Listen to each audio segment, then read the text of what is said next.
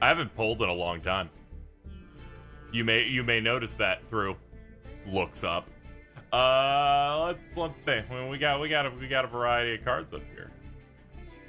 We have cards that launched in semi-limited.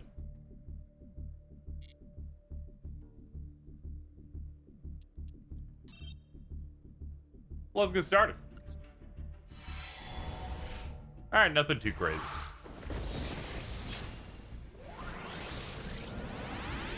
I want to see something juicy. All right, we got something that's in the pack.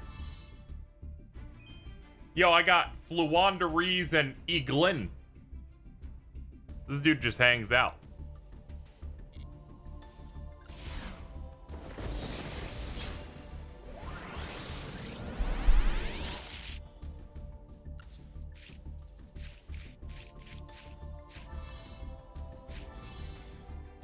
All right, we got a rarity upgrade, and now we got Mech Mortar, Gears Glasser, Super Dreadnought.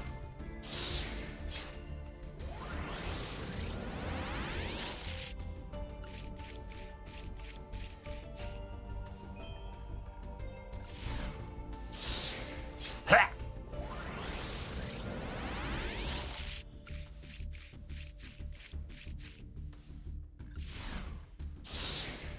All right, here's one of our holos. Let's see.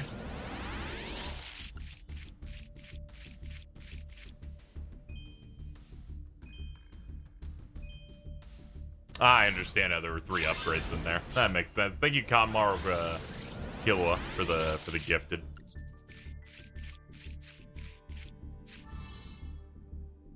They really want me to have this dude.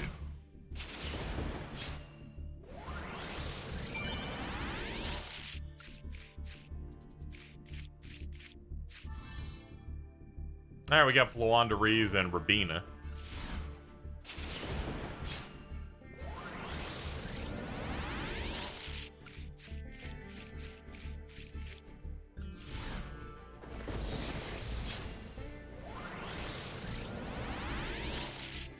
Coming in on the 9, we got one shaken.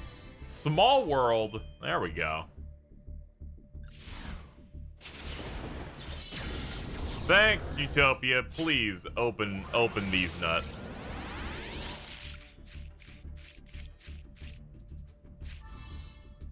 We got Vapartu. So that's the end, and that's the end of our first set.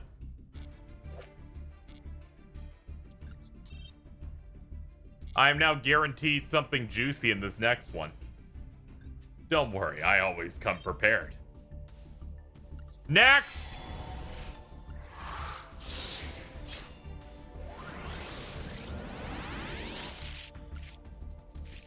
Aw, it's shaking over there. Well, we got some shakes. Fateful Adventure. Got one of those evil twins and another Rabina.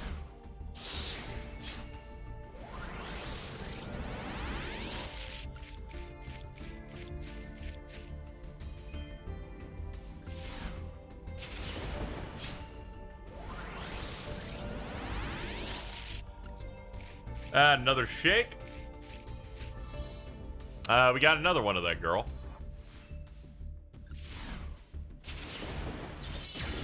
Utopia, we got some good stuff coming.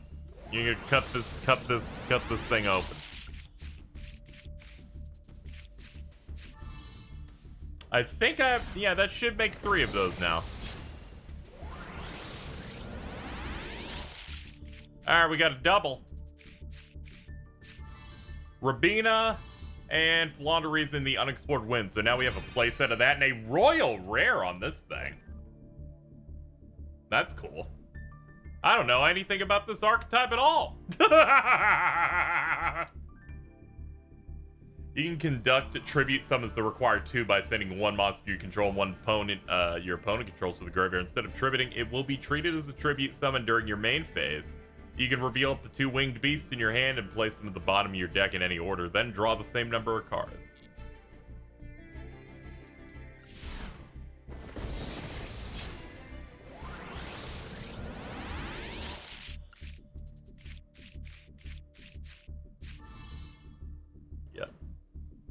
I'm very excited to get into this, but I have no interest on chat telling me whether or not an archetype is good, because they're way too sweaty to tell.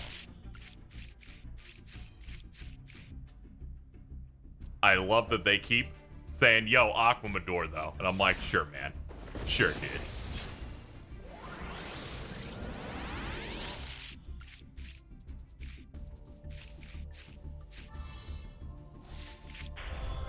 Ooh, we got ourselves on a rarity upgrade on the UR Fluanderies and Snowl. I do like that this this archetype is just, yo, it's funny little birds.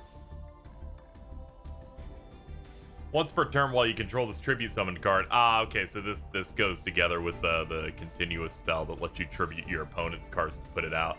You can conduct up to 3 normal summons or sets this turn, not just 1. What a fucking funny card.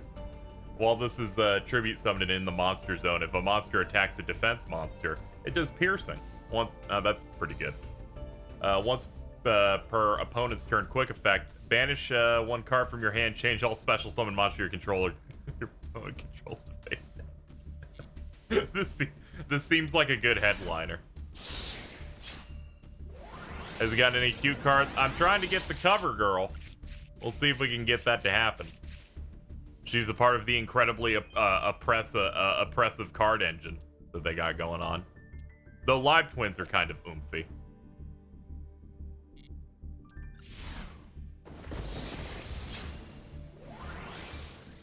Upgrade. This might mean nothing. It meant something, actually. Yo, another Snowl. And ooh. We got a rarity upgrade on the Snowl again. And we got Machina Ruin Force. 4,600! Can't be normal summoner set, must be special summoned from the graveyard by banishing machines from your graveyard whose total levels equal 12. That's not too hard to do. When your opponent activates a card or an effect during the battle phase, just pay half of your life points and just say no. And if that works, half your opponent's life points. If this card's destroyed by battle or card effect, you can special summon 3 of those banished Machina monsters whose levels would equal 12 or less. That's actually, like, solid. That's like a solid little buff to that type. We literally got the same rarity type on these Fluanderies like URs. Like, we got them, and then we got, like, the hollow, like, look to them. That's really nice. I like that. I might build something with this. We have a lot of points to go, baby. Fucking give me more, baby. Juicy, juicy num-num. Let's go.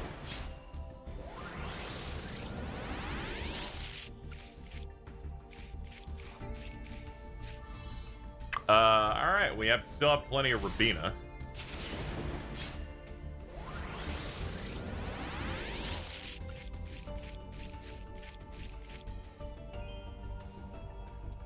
We got Draco back. Yeah, we're also going to want to get the other cards that are important for the adventure stuff. So I'll have to keep a lookout for that. Modern Yu-Gi-Oh! Compared to, like, classic Yu-Gi-Oh! Is you get to do a lot of more stuff in terms of combo, specialing a bunch of stuff. Which can be really, really tough to deal with. But once you start getting into the flow of packing your deck with a chunk of hand traps that just say no to your opponent doing anything, it leads to some fun interactions.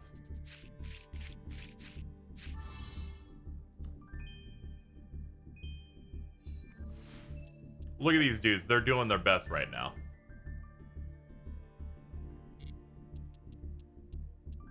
Yo, the Live Twins YouTube channel's up here.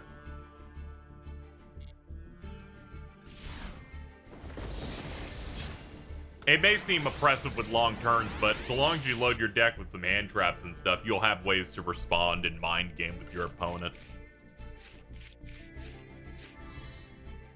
I'm tired of seeing this dude. That's like number 5 on that guy.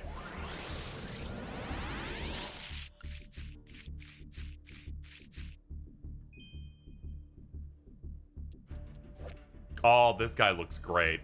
I wish he was a higher rarity so I'd have a reason to burn him alive. Yeah, the Live Twin Evil Twin thing is like a VTuber archetype, which is neat. Shaken. Alright, we now have a playset of Evil Twin KZXcellent. I do not. I assume that's how I'm supposed to say that one. Anyway, she's oomphy.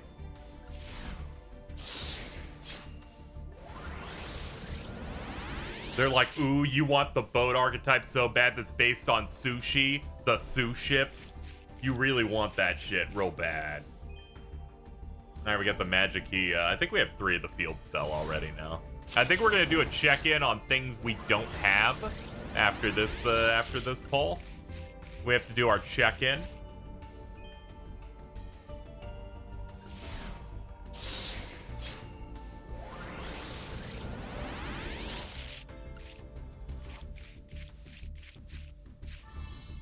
Ah, nice. We got a Fateful Adventure, which is going to be pretty important to pick up.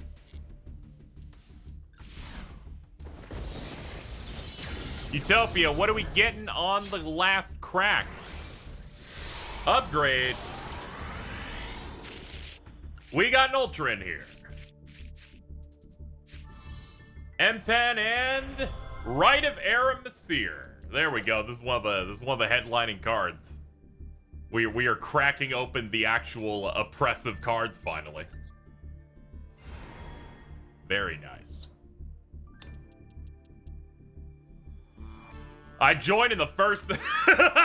Someone comes in and the first thing they say... Don't worry. I did 2 10 pulls that did not get the lady or that. I spent 10k and couldn't get 1 right or... Yeah, I did pull 1 right, 1 aqua. That would be pretty fucked up. Alright, so let's go and look at the cards included in the pack. And I will do show number own. So we haven't gotten the new the evil twin thing they put in here. Trouble Sunny. Or the Magic-y Fiend dude. Or the Magic-y Dragon. Or this thing that I don't want. Actually, I don't know. Maybe this works with Fluanderies. We haven't gotten this bitch that's so strong. She was released with restrictions because they know this card's good. They're like, you can now obtain it. We are limiting you to 2. Wandering Griffin Rider. That also works directly with her. Oh, they added Rookie Warrior Lady. That's neat. Oomphy trying her best. We haven't picked up Lila.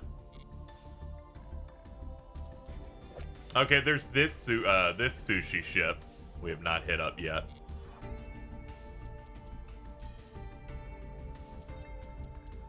And we've got a decent amount of various other ones. But we will continue.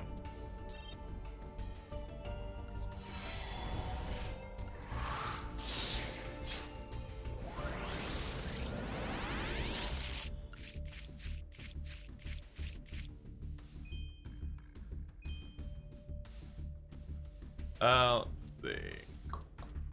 Neat.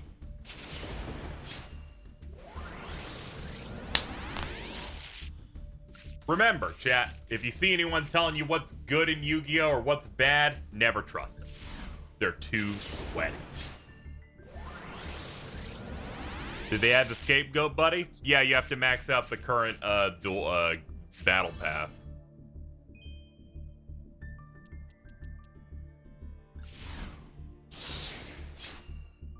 I will stop listening to Alto. Alto doesn't know shit, so you really don't need to listen out.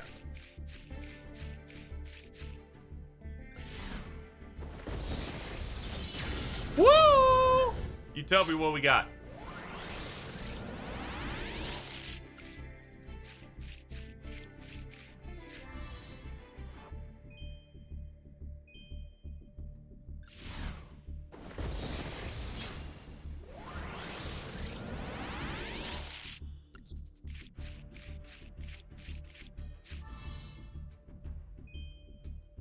I'm excited over this supernatural danger zone. I like they're just like, if we don't look, it's not a problem.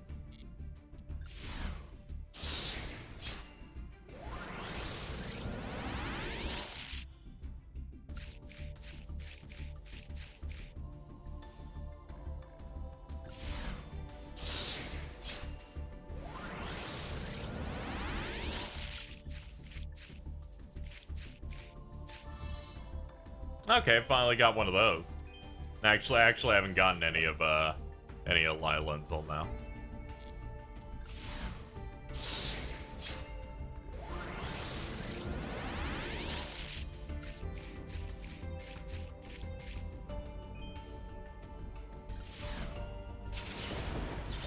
Alright, one last gold Utopia. What are we getting on the last crack?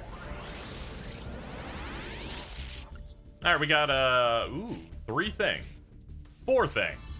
Rabina, Faithful Adventure, and Danger Zone. Okay, so we have a playset of Faithful Adventure. That's funny. And we're getting a guaranteed UR in the next one. Ha!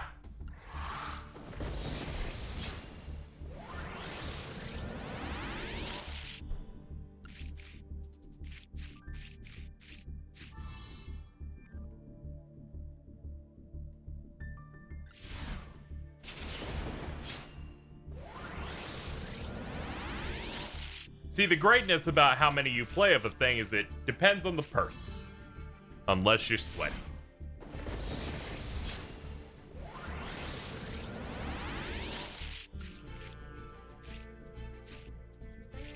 Three.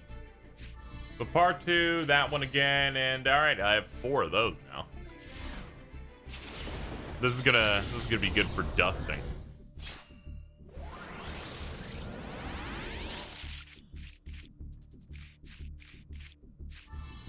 If I recall, the guaranteed UR that you get in these, I think is like the always going to be on the last pack.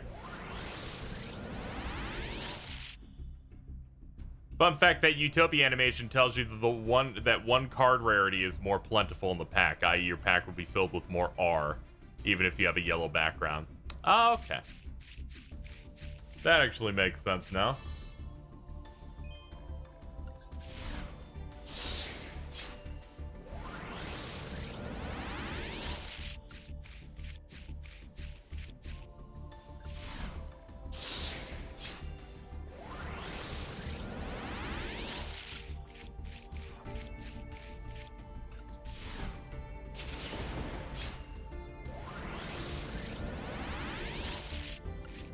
Ah, nice.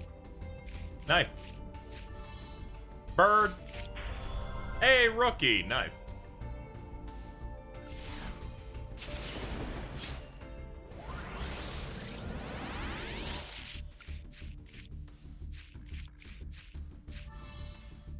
Yeah, another bird.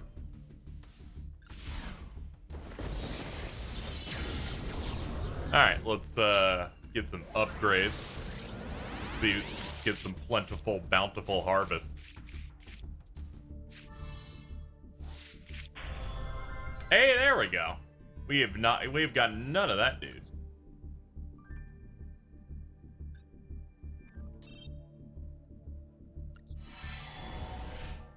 Ooh.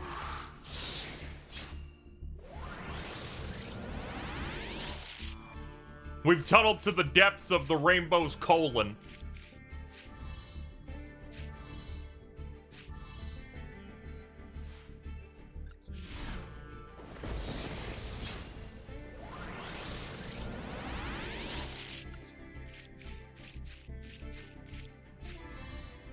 Oh, nice. Another small world. Pick that up. All right, what do we got in the ultra slot?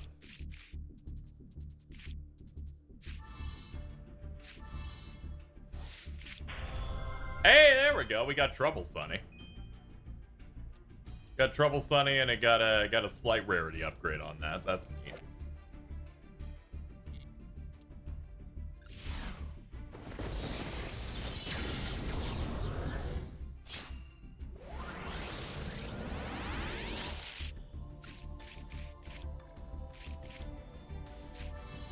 And our third small world.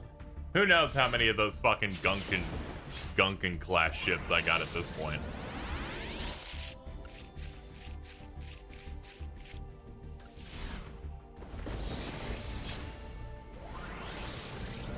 Yo, check out my boat.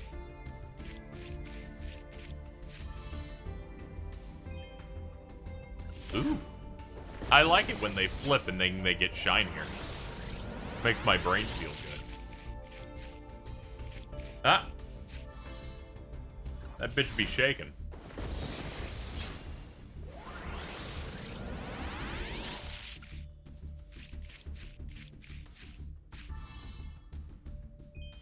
Yes, please give me that penguin.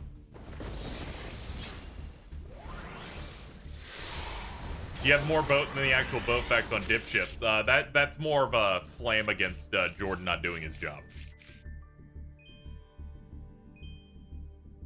Oh, nice. She is hollowed out now.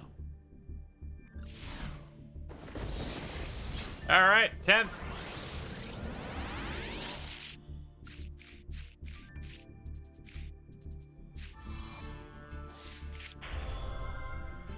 Nice, we actually have a set of that now.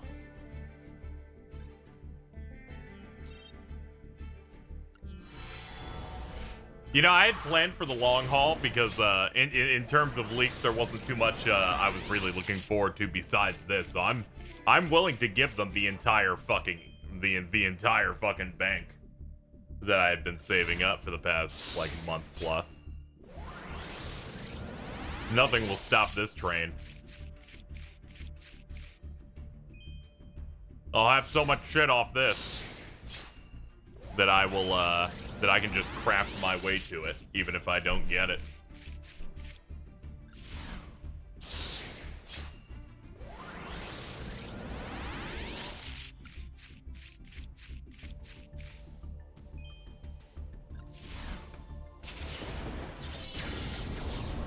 Okay, so this looks like an ultra pack with a higher amount of certain stuff. Ooh, boy.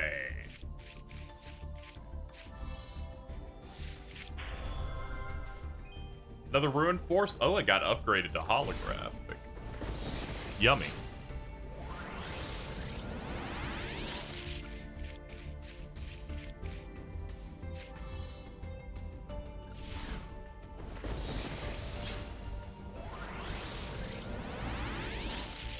Don't worry, chat. After this, we're going to be doing some bets on replay, so please look forward to that. There she is! See, that's what happens. I just remind you that we're doing other stuff, and then this bitch just walks in. All right, there's one.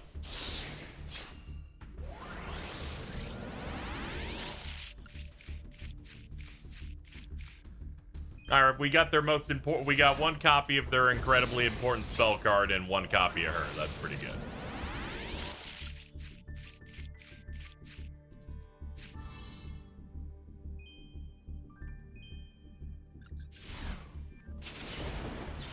And one last one.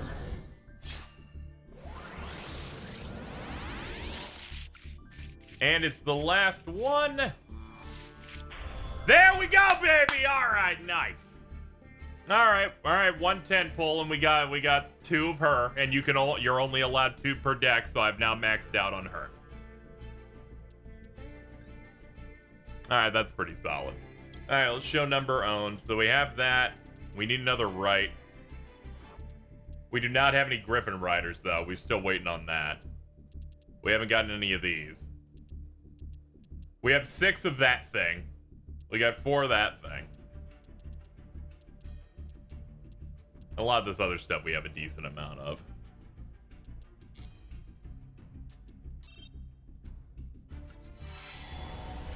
Alright, let's keep going.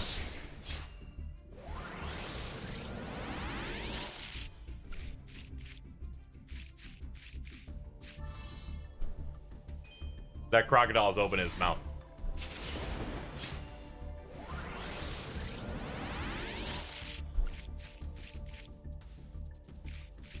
Couple shakies. They just wanted to be together, frankly.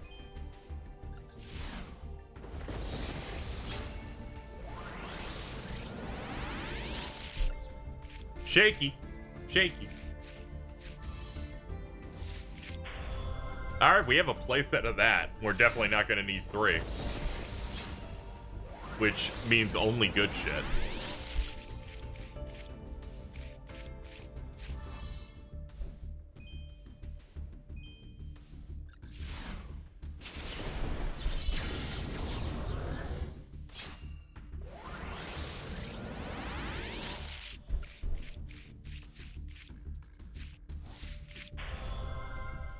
Yeah, we definitely have plenty of that.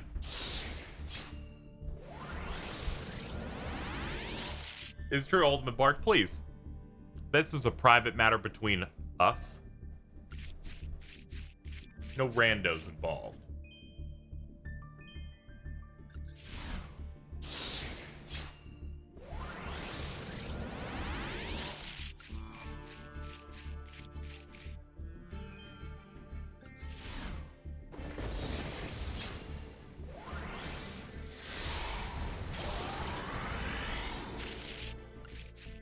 What do we got? We got that dude who is another Trouble Sunny. There we go.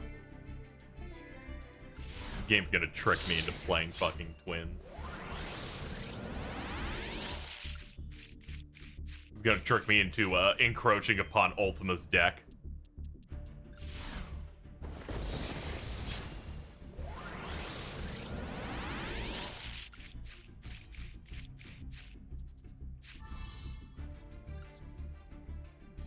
All right, solid.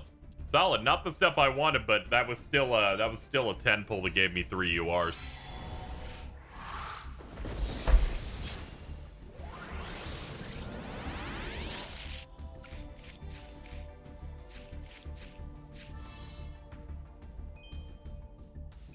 I don't really have any complaints about these pulls because I got 2 of the cover card in one of the 10s, which is solid.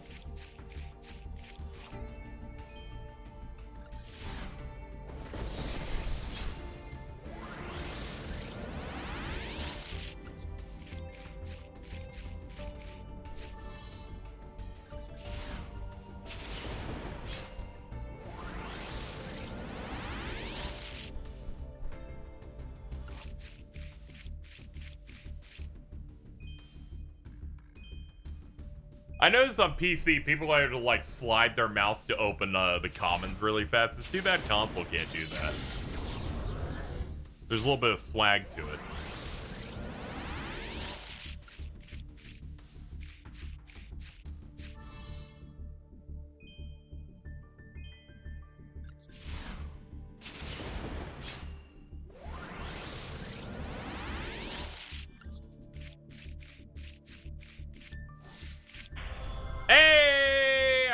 We got 2 right, and we got 2 of the lady. Alright, so we got the 2. We have the max number of cards of the ones that they semi-limited on release. I'll have to look things over, but so far it looks like the only craft I'm gonna need is Griffin Rider.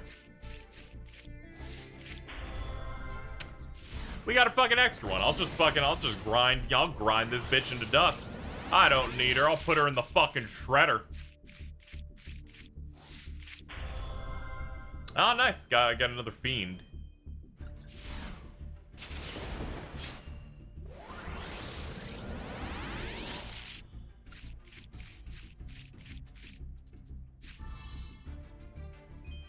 They really want me to have that one Magic Exceed. They just want that shit, like, in here now.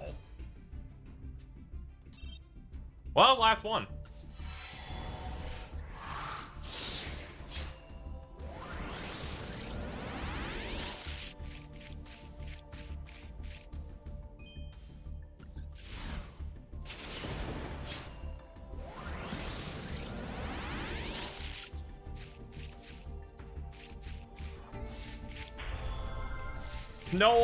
Snowell. I think I have 6 of these, so we already have a Griffin Rider, basically. That shit's already in the bank.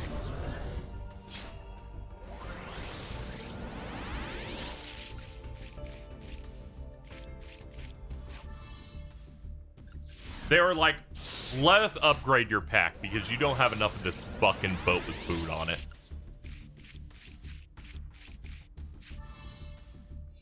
They're like, we were afraid you didn't have any more. So we just wanted to go ahead and give you that boat.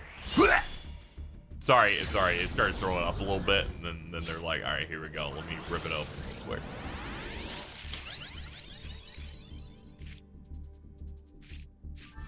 All right, Eglin, Small World, Rabina. Yeah, I'm definitely gonna have to make a fucking flu deck. It's just gonna have to happen. I have way too much of this shit now.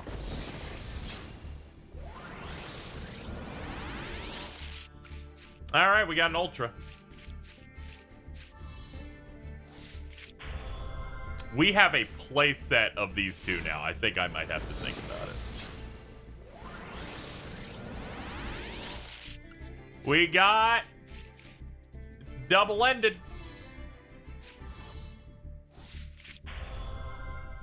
Yeah, I think we have 7 of those things. We have an absurd amount of those fucking birds.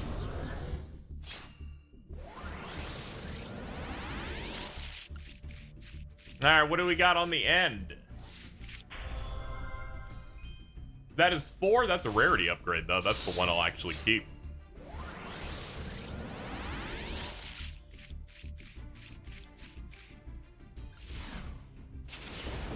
It's the one Flunder you don't play. Your messages are a little too sweaty for the chat, Frank.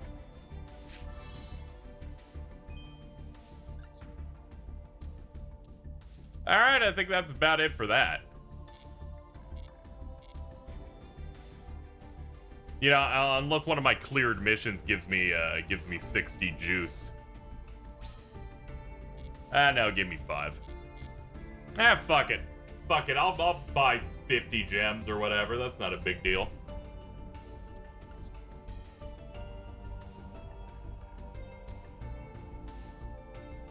Yeah, it cost me $1.50. Sure.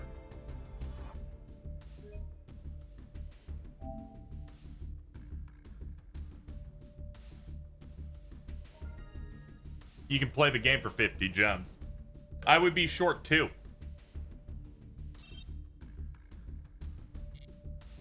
Chad, I'm not gonna sweat $1.50. If it was like $10, yes. I would see your argument and concede. But it's $1.50. I'm funding the game's development right now, alright? Alright, one more. One more for the road.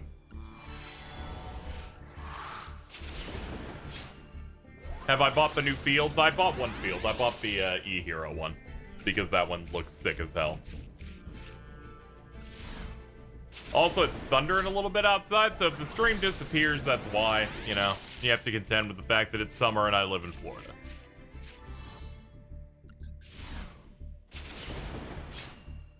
Konami's a small indie company. Yep.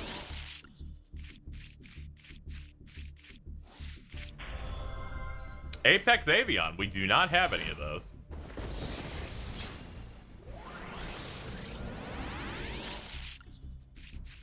So we're at least getting new things. Florida. If it makes you feel better, Monka S-ing over me living in Florida, I'm at nearly the highest point in Florida you can be in, almost. Like I'm up at the Panhandle. At least I'm not like trapped deep in the peninsula. I'm glad that my mic's good enough that you can hear that thunder. I'm glad that I can give you an immersive experience as I'm right in front of an air conditioner. So it fucking comes in, all right? I'm basically streaming in front of a window.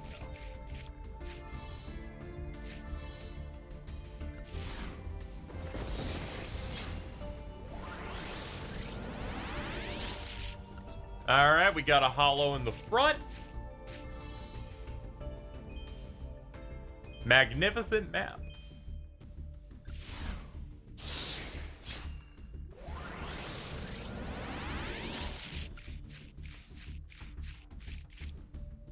Also, the middle of summer, and I opened my door, and like one step in, I saw like a few ants. So I'm gonna have to clear that out. They're just wandering around the sidewalk here.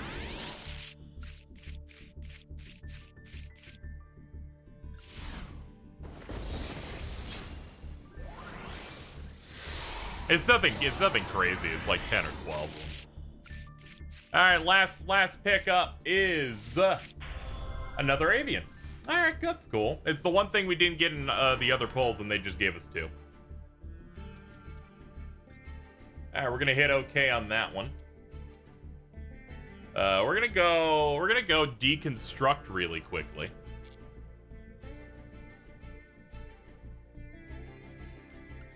So we could just go and do that. Create no.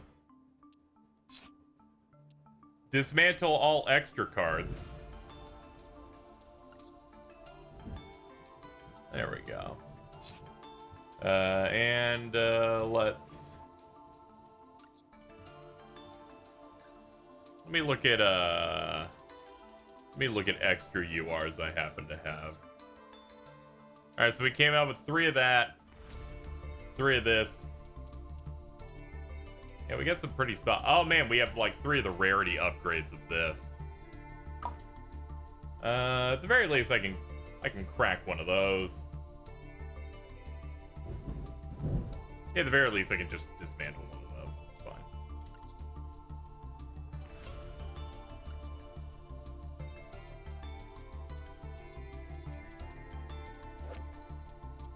Let's show related cards with you. There it is. There's Griffin Rider.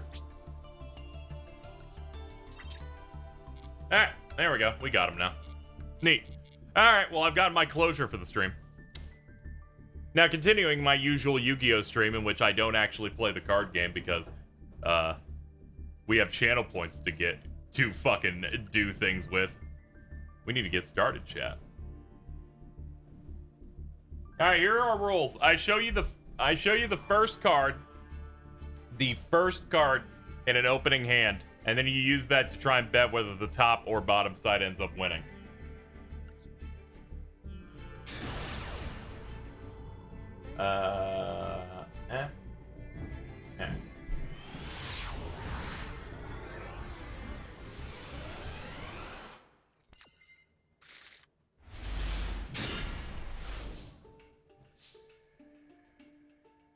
Okay. Oh shit, I don't have the thing ready. I'll have the predictions on the side here. I need that up so that I can do this faster.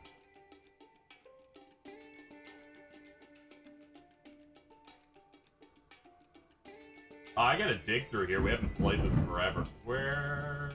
And it's not in the history. That sucks. Thankfully, autocompletes are actually on here, so I can just hit them. Nice.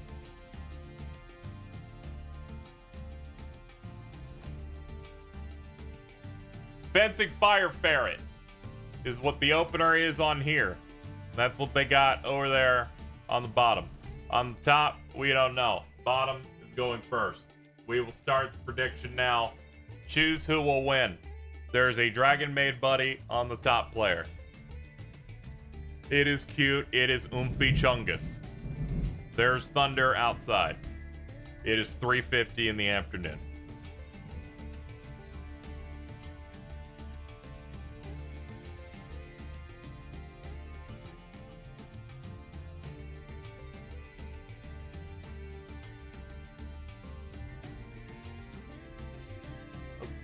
There we go. There it is.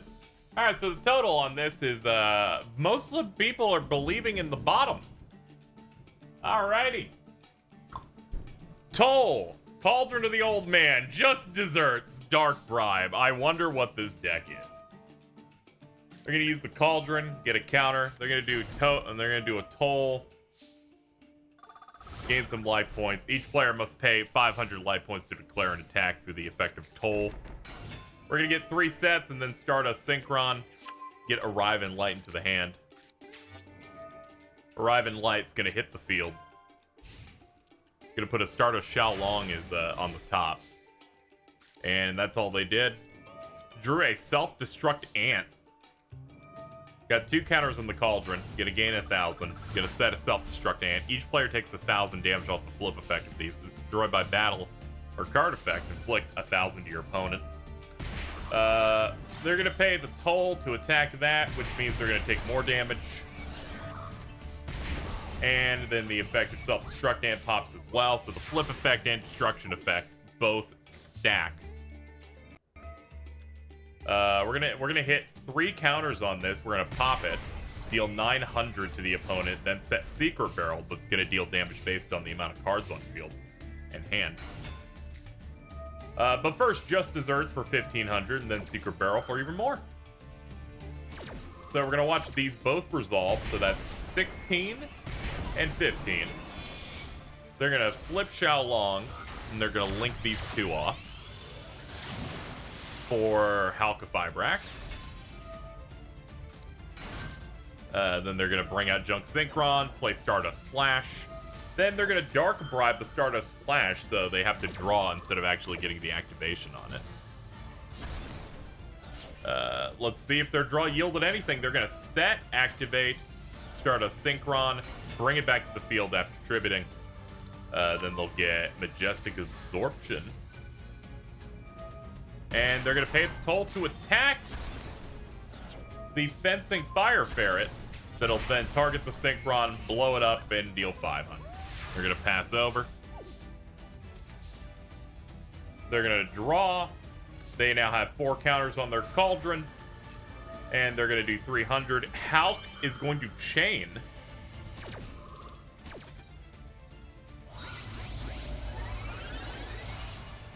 And it's bringing out Riser. And they just wanted to do that for fun. Did you think that was actually going to do anything? Congratulations to anyone who chose bottom. I'd hate to be a total idiot that picked top. Oh, wait. Could it be?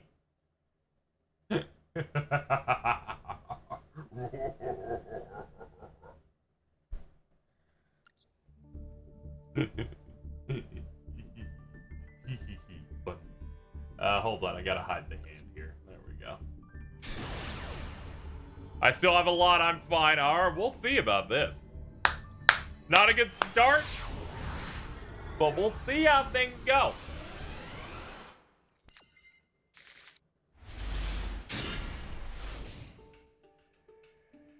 Not this one. This looks like bots. I'll try this one here.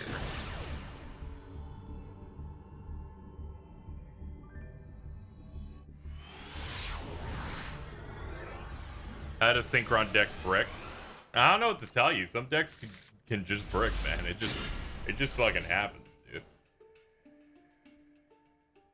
The only thing that doesn't brick, as we all know, is the Blue Eyes White Dragon deck. Now, are you fuckers ready? Because we got Max C, baby! It's time for the greatest bet of all time. We're gonna start it right here, right now. It's a Max C player, and they're going second.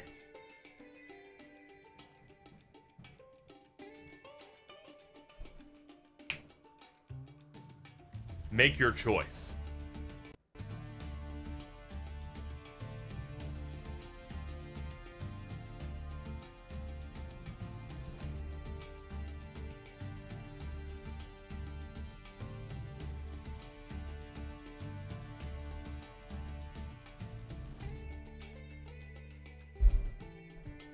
Honestly, I have a lot of belief in the bottom because they have Warrior Digreffer as their icon. Not for anything in the game, though. I just like that icon. 44% on top, 56% on bottom. I'm excited to see how things go. I'm excited to see who's going to lose money. I can now recognize that Cheeses voted for top, so we'll see how things turn out. The thing that was being used, by the way, was Fire Fist. All right, let's go. Someone called Doug. Opening, doing a set, playing Max C. I don't know what the fuck is wrong with them. They just hit a button.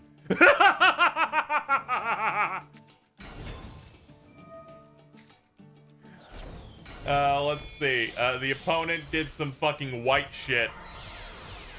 This is already funny as shit, but whatever. We got Tiger King. Tiger King's gonna pop. He's gonna put a fire formation 10-Ken up. We have Tensu, and we also have Kaio.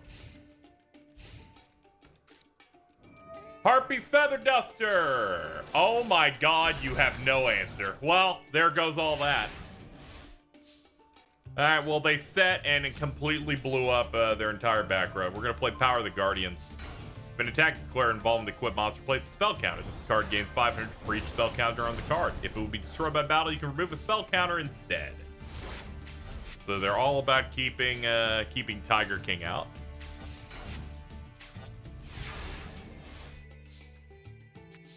How do you have Emogi if this is how you play? You get points even if you lose. They set King of the Skull Servants in defense mode, using white baking to preserve them. Gonna put a white prince into hand, and another king into hand. This is now, and with that in the graveyard, has now boosted King to 3,000, getting 2 things from deck away to increase it to 5,000. Tiger King using its effect to cause problems. So we're going to link off this King into Linkariba. And then summoning another King, since that King's in the graveyard now, it ups it to 6k. going to give up its spell counters to preserve, but that is a decent chunk of damage. People who haven't seen King of Skull Servants, it's all about getting as many Skull Servant-esque monsters into the grave, and it keeps stacking 1,000 for each of them. But thankfully, Tiger King can continually melt him, which is really funny. Alright, so Linkuriboh is gonna chain, like, on itself.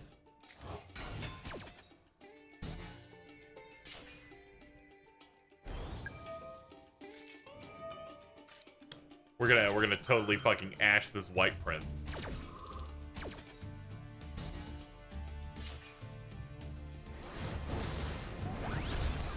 That was a lot of activations to not achieve anything, which frankly I'm impressed. However, he was able to resummon by banishing that one, so I guess it's okay. Yeah, the whole problem is this thing can avoid being killed a few times.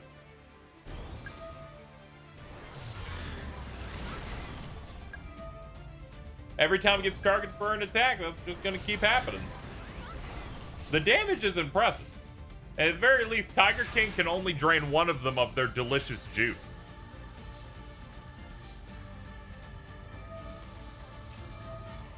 Gonna activate Linkuriboh's effect, targeting it. Which is gonna bring its attack to 0, which is going to cancel Tiger King going in for the fight. Alright, folks, here we go. Pod of Prosperity. Banishing a bunch of stuff from extra deck. Yo, Grass. Shout out to Grass. Yep, you always go Grass. Let's see if we can get more Skull Servants in the graveyard. We did!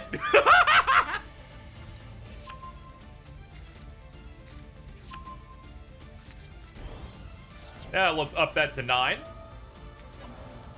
How about 10?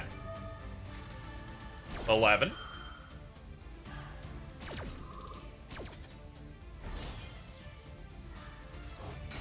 And let's have 3. Power of the Guardians. We're out. Good job, Top.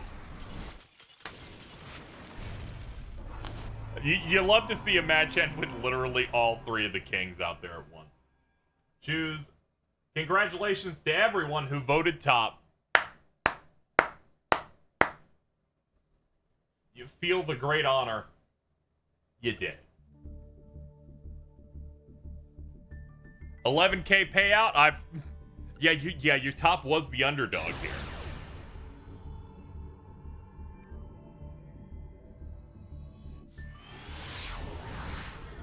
You love to see it. This might be your moment, geez. This might be your moment that I have to stop making fun of you, but we'll have to see.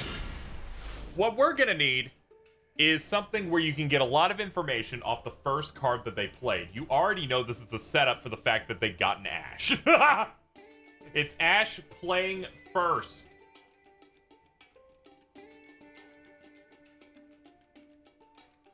Begin.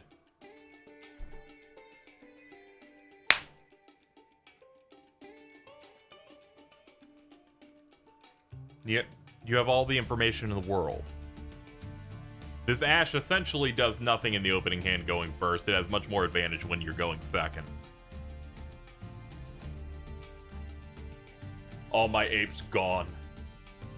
No, the stream's too high maintenance for me to think about fucking edits or anything at the moment.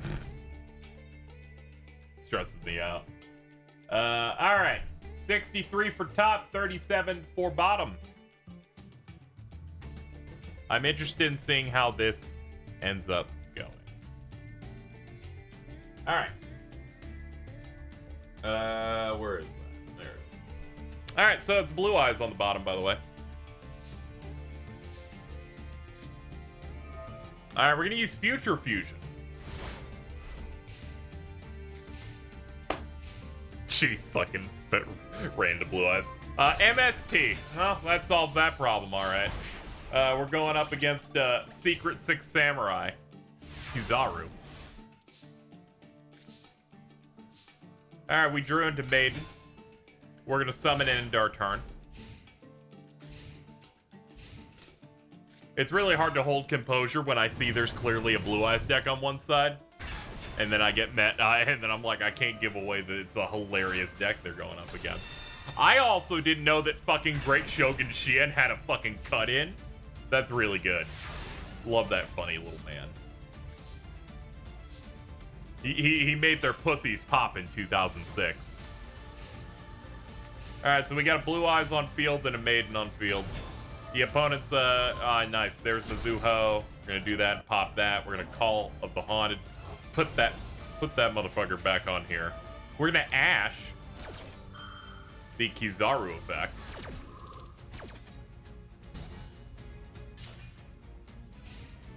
And then we're gonna enter battle phase. It is gonna swap the defense. You're gonna get the free Blue Eyes. She will die because the act of war.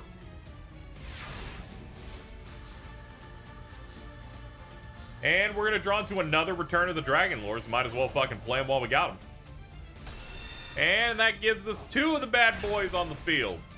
We're gonna sack them both off for Blue Eyes Twin Burst Dragon. It can attack twice during a battle phase. If an attacked opponent's monster, that doesn't matter since they got fucking outed. At least you got a big thing on field. Nothing the opponent can really do to out a 3K booty. We drew into alternative. Gonna do return.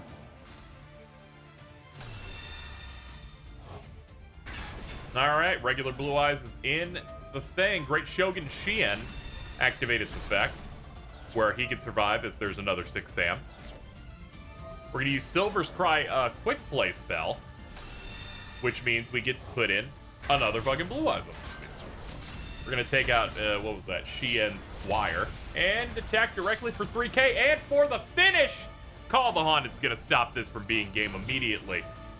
And it's gonna be, looks like 1100 on the board with, when we replay the attack, so the opponent lives with 700 left. Top has one more draw they can do, but this is dangerous lethal. They're gonna summon Kageki. Gonna activate a Cunning of the 6 Samurai. That's gonna put Mizuho onto the field. They had nothing. They just decided to play it out. Ladies and gentlemen, it is my privilege and honor. They fucking drew Bingo Machine Go.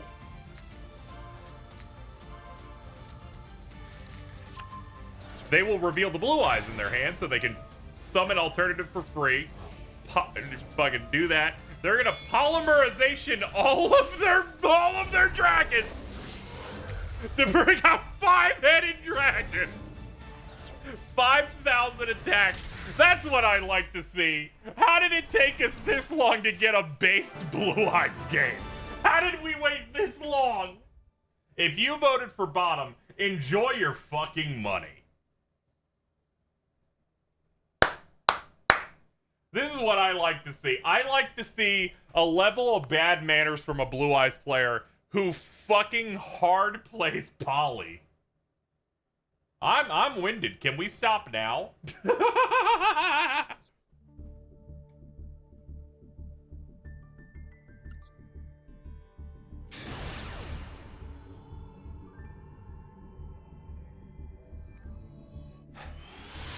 This sucks. Cheese is getting so much money.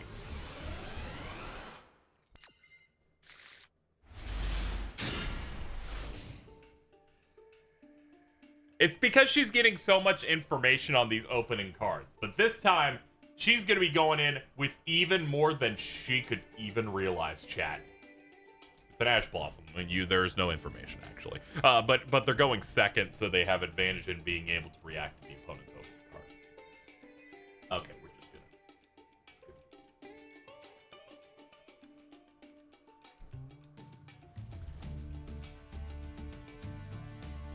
Alright, ladies and gentlemen. Make your plays. Make your choices. We have an exciting game for you today. I'm gonna drink this water. Yum. Alright, you put your faith in Moki Moki and nothing else. Which, you know, you gotta put your faith in something. All right, so you once again voted for essentially the underdog. Let's see if that ends up paying off. Okay, we are looking at staple, and staple. The opponent's using Sword Soul. It's gonna get started. They got Longyeon, and they're immediately gonna go. Into their 10. So there is Cheng Ying. Cheng Ying in defense. Gonna use Longyeon in the graveyard to deal a nice 1200 and pass. The opponent apparently didn't have enough cards to be able to overextend. And fuck you, your fucking Cheng Ying is a moth now due to kindness. The opponent max sees and fear, it looks like, and we're gonna set a bunch of common shit. Motherfucker set Ash Blossom because they're shitting their pants. They had the Mo Yi normal summon. They have a Royal Rare Protos. That's funny as shit. We're gonna go ahead and synchro, showing us the Chi-Xiao. Chi-Xiao is gonna pop an effect that can't be stopped when the Ash Blossom's on the fucking field.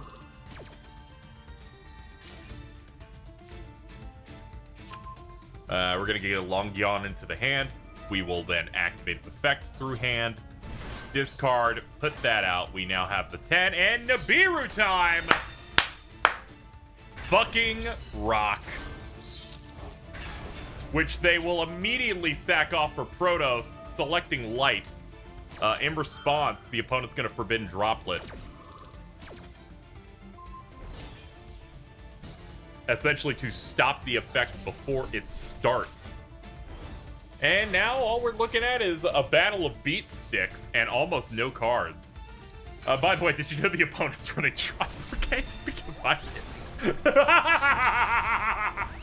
did. It took us like 2 minutes of co-commentating to figure that out. I didn't even notice this motherfucker has Stratos in their duel mate over there. That fucking rules. I need to get that. We also got a Verte on field. I'm gonna have to do the SP challenge thing to unlock Stratos. So you know what time it is. It's Verte. Verte makes one of the most depressive monsters in the game. There he is. Let's go. We're in a pretty good spot. The opponent up there has completely lost tempo and resources, but we'll see. Yeah, it's not looking great.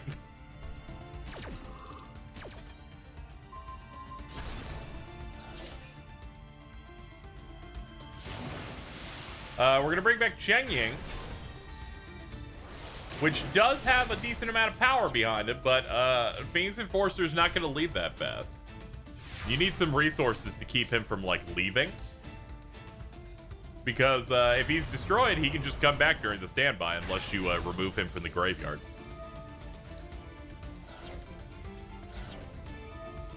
Anyway, we're gonna go through the Tri-Brigade fucking line.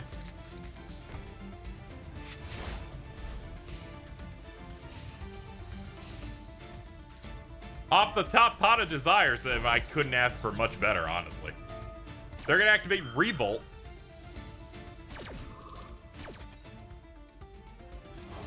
They're gonna start revving it up, so Tri-Brigades are now going to just appear and cause problems. They're gonna summon 4. You're gonna sack them off. There's Shreg. Then Pot of Desires. I hope those 2 draws were fucking good. Cheng Ying's gonna activate. Shurig's gonna activate. Nerval's gonna activate. You know, they want to hang out too. They're like, fuck it. I love this. It's gonna target itself and the Cheng Ying.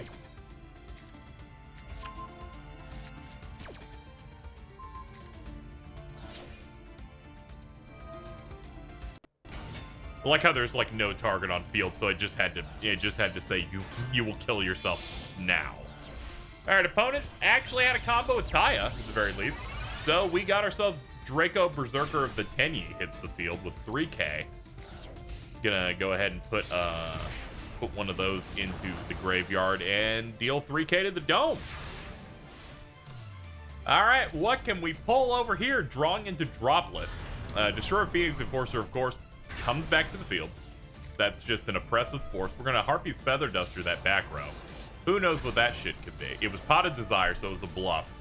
We're gonna discard 1, negate that effect, weaken it tremendously. Use Celestial's effect since we have nothing in hand. We can banish those for draw 2. We get a bunch of that, and then we can banish a bunch of this shit. Dragon Berserker's gonna try and chain that, though.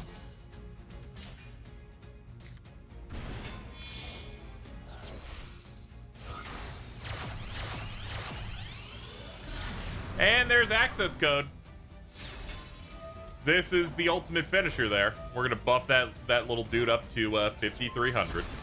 And we're gonna pop it off the field, and that is lethal. Sorry, top.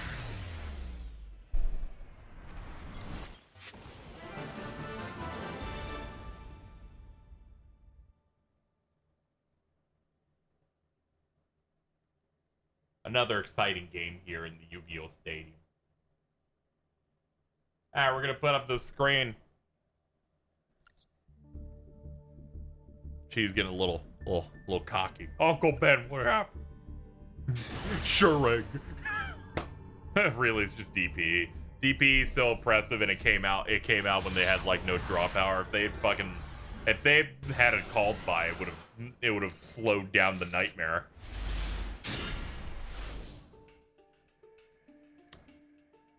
Okay. There. All right, folks. Upstart Goblin.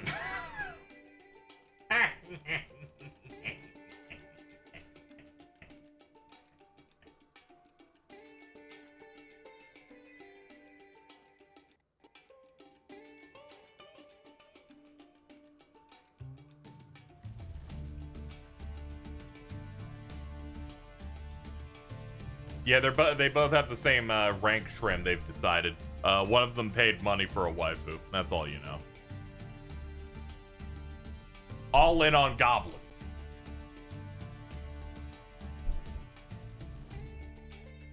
What's funny is you cannot I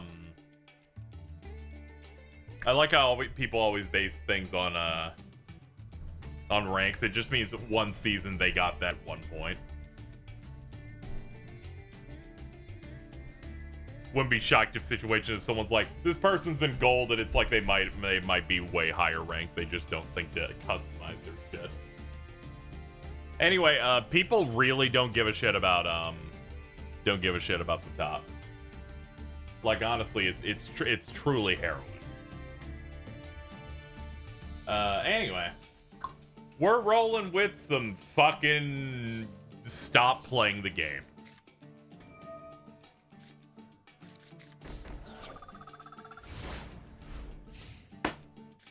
All right, let's see how bottom does on this one. All right, we're gonna danger. All right, the dangers are all about trying to not getting picked when they randomly select from deck. We're gonna get skill drain to stop Fairy Tail Luna.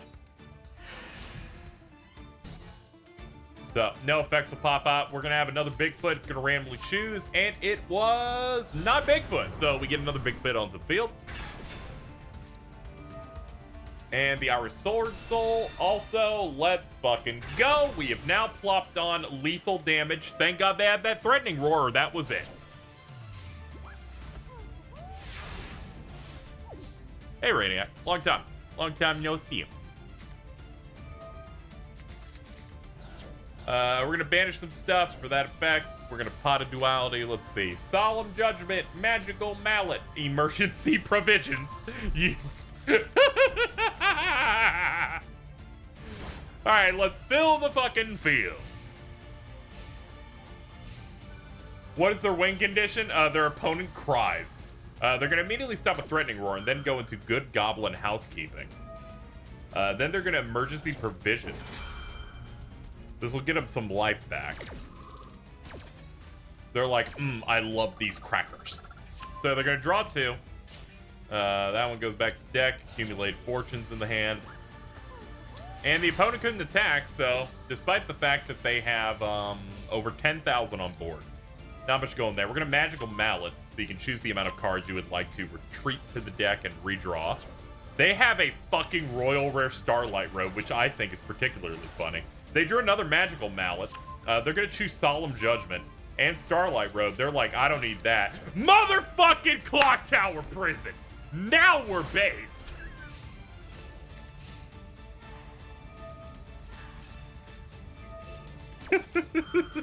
I was not ready for Clock Tower Prison. This allows them to put 2 counters onto the prison and now has 3. While this has 4 more, you don't take battle damage. They were not fast enough to get all the counters on there. That would have been funny as shit. If that clock had 4 counters, he would have been able to stall for at least 4 days. They're fucking running stall like it's 2006. I don't know what's going on here. I wish they'd let me look at these decks so I can get into the mind of the madman. But yes, good job to the top players. You were, in fact, correct. As it turns out, all you have to do is play dangers and not get fucked by dangers. The fact that the Bigfoot worked twice is pretty great. I watch Douglas Disease channel, and it never works ever. So I'm frankly impressed that it worked both times there. Cheese, I think God should smite you. Typical misogynist here on the stream. I hate to see it.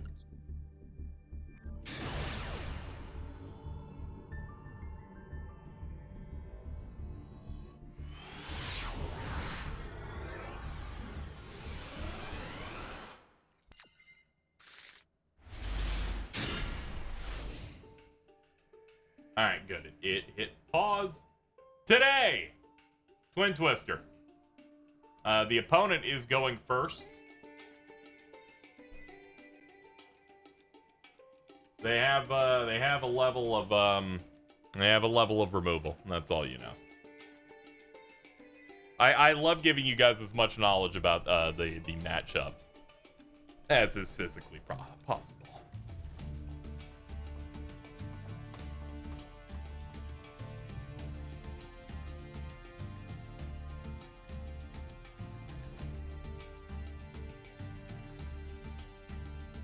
Okay, not a lot of people believing in bottom, which I really don't know why. They're going to be going next, and they're going to be playing a variety of cards that are really funny. All right? Fucking, what's funnier than it's just Numeron Network, guys. All right, let's go. Opponent's going to set 2 and pass. Next. Next, they're going to draw another network. Lightning Storm, all spell and traps. Okay, those are gone now. They're going to get Harpy's Feather Duster into hand. They're going to activate the Numeron Network. Then they're going to play Numeron Calling. So they're going to pull out every single gate. Plop. Plop. Plop. Plop. And then they're going to link them all away.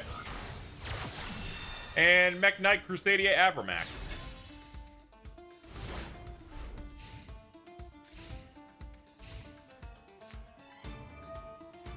Alright, opponent's gonna do Flaunderies and Magnificent Map, and then Feather Duster that network away. Gonna use Magnificent Map, and they're gonna reveal their Rabina to banish a card. That'll let them summon the Rabina for free, it looks like. Then they're gonna activate the Eglin that's in the banish zone. This is gonna help me learn about these birds. Gonna get that Eglin to go into the hand. Then Rabina's effect is gonna let them summon the Barrier Statue. They're going to normal summon their Eglin. Going to add an M10 to hand. And they're going to tribute those off to summon the M10. It is a penguin that has 2,700 attack. Rabina's effect is going to pop. The banished Rabina is going to go to the hand. Then M10 will resolve, letting them put the trap card. Summon the Barrier Statue, set a card. And they're going to slam into it, fucking gimping the attack, and there you go. They did a fairly good job on that. They drew into Upstart. Because, like, why wouldn't you just open with that? Like, clearly. They're going to Twin Twister. They have 2 targets. Opponent will chain Flaunderies and the Dreaming Town. Immediately after this effect resolves, normal summon.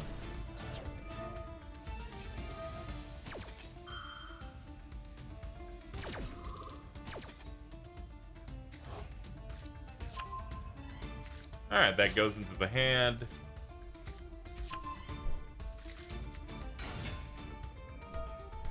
Alright, they're filling their fields. Reminder, this is the bottom's turn. I just wanted to let you know in case you forgot. There's a lot going on. We got Apex Avian.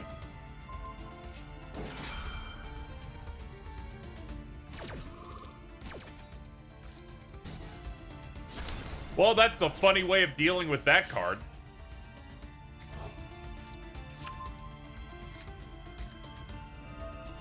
We're gonna activate our Numeron network and pass.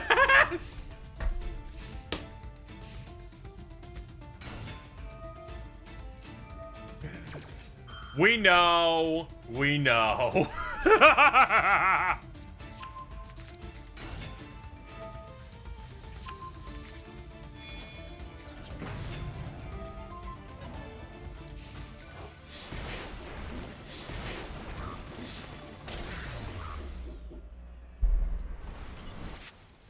This is all Jordan's fault. Fuck you, Jordan. That's true. That's true. I don't know what Jordan has to do with this, but he probably deserves it.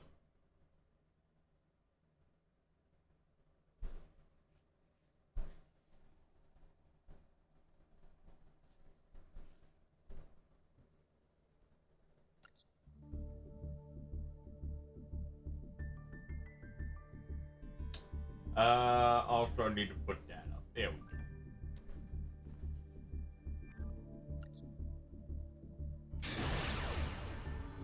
Man, Cheese is making so much money. This is fucked up. She's gonna be so comfortable over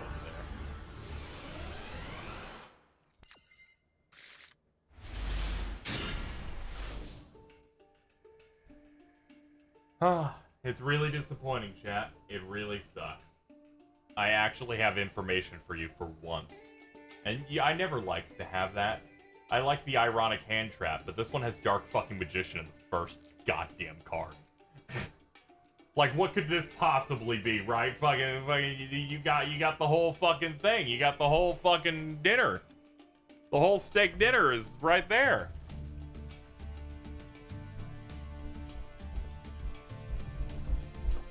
I like it when it's a mystery on both, frankly.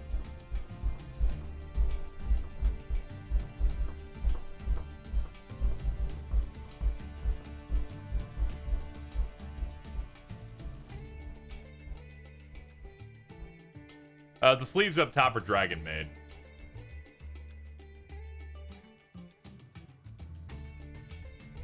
Phantom X really has to talk like an anime character at all times in the chat, and it kind of kills me. Let's see. 58 to 42. Let's see what we got going on. Oh, well, it's Dark Magician. They have a Royal Rare piece Piercing the Darkness, which I find to be quite admirable. They're gonna activate it. The opponent's gonna use a fucking Dragon Maid.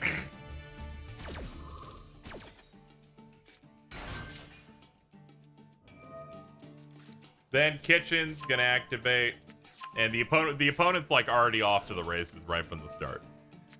We're gonna do Magician's Souls. We're gonna pitch Dark Magician, and then summon Dark Magician. Then we're gonna get Magician's Salvation. There's their field spell that puts Eternal Soul, which means this deck has a pulse.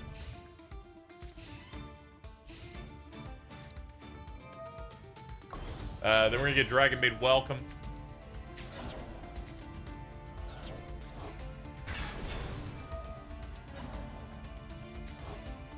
Yes, I'm glad they got Nud Jarl into their hand. We're gonna activate the effect of Piercing the Darkness. That ups it to 54. Thankfully, the Dragon Maid player doesn't know how to read. They just know how to buy structure decks. So we're gonna move on to this turn now. And we picked up Destined Rivals. So we're gonna set that, activate Dark Magic attack.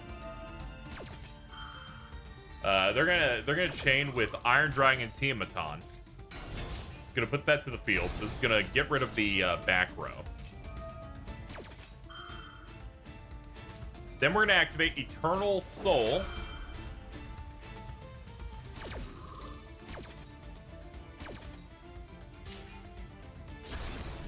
Gonna get rid of that. Then we're gonna activate the Raigeki. We're gonna clear the field. Activate Eternal Soul. Then we're gonna special another Dark Magician, and we're gonna deal 5k to the dome. And this Dragon Maid deck is gonna have to fucking do something because they're out of fucking time.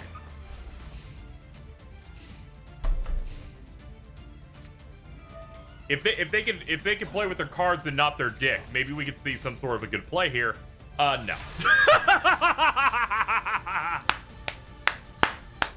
Motherfucker has Magician of Dark Illusions in this deck. You love to see it. Good job, Bottom. That's what I'm talking about. We never see Dark Magician show up on this fucking Salty Bet show, but when they do, they absolutely fucking shred. Congrats to the underdogs.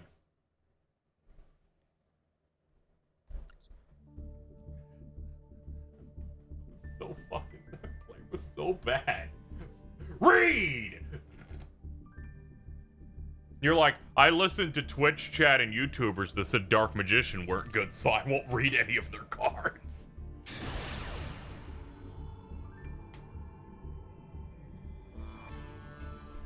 And it's like anyone who listens to a chat trying to tell you what decks are good, those people should be in jail. You fucking fools. Never listen to them.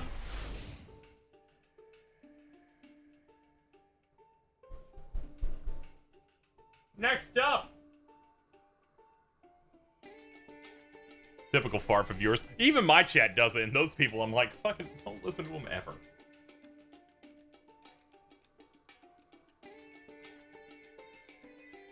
Max C.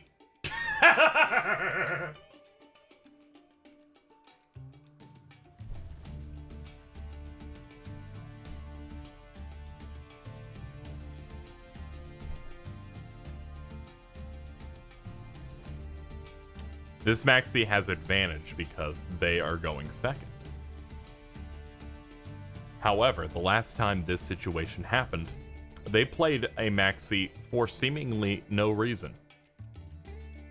Because they just kept hitting accept over and over again without doing anything, so who's to say if it was a good decision. Either way, we're looking at 43% versus 57. So not as many people believe in the top, which honestly, understandable. So we're looking at it's Twilight Swarm. So that's just what we're playing today. We're going with Light Sworn and their some of their newer support. We're gonna activate Chaos Space, and we're gonna Ash it.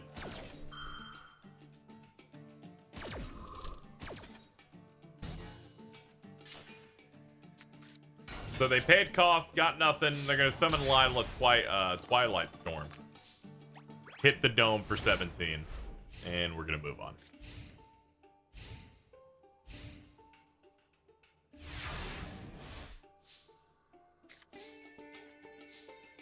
Then we're gonna summon Lumina. Lumina's always good. We're gonna pitch CED. Opponent's gonna max C.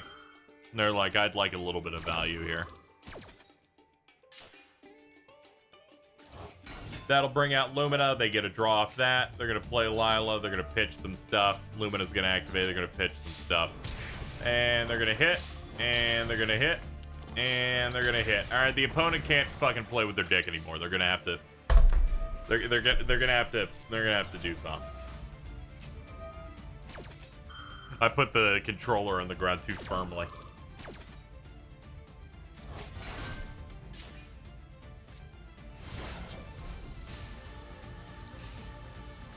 All right, top has the best chance it's got. They got so many free draws off that they really didn't need. Okay. Charging Light Brigade off the top. That's pretty good. We got Raiden. They actually pitched a wolf, so its effect pops and it gets out of here. Fucking, you love to see the wolf pitch. Wolf, if you don't know, it cannot be normal summoned, so if you draw it, it's fucked. But if it gets milled, it gets summoned. So they're going to summon Trishula, 0 Dragon of the Ice Barrier. The opponent's going to imperm that.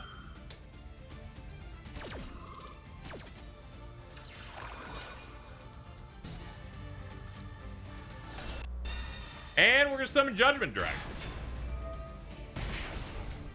And we're gonna imperm the Judgment Dragon. This motherfucker fucking drew into so many things to stop shit. We're gonna summon Raiden. They had 3!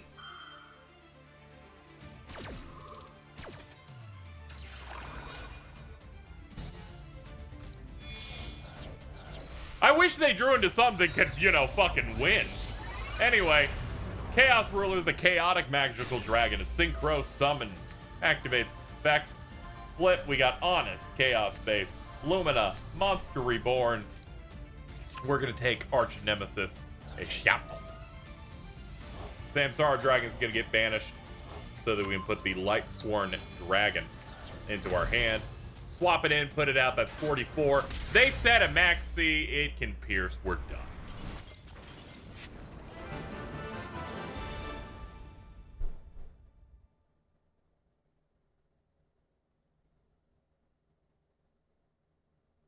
I don't know how to feel about that game. That was just like, they just hit buttons. fucking 3 imperms. There were 3. We saw all of them.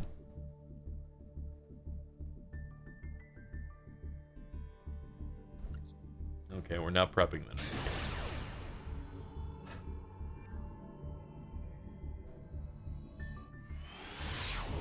I don't think I'm exactly high energy today, and I wasn't feeling it yesterday, so I'm glad I picked Yu-Gi-Oh! It's the easiest thing for me to just get out there where I don't feel like I'm melting.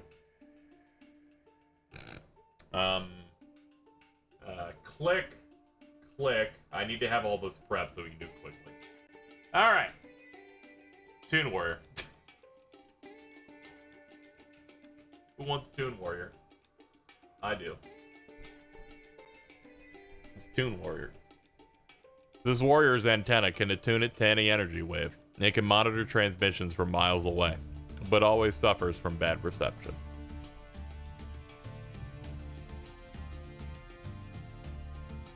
They're going first.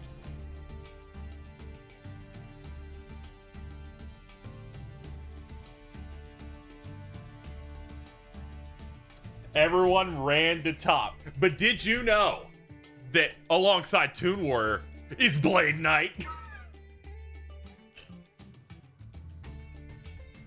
2 dust tornadoes and a memory of an adversary. Let's go. By the way, they passed.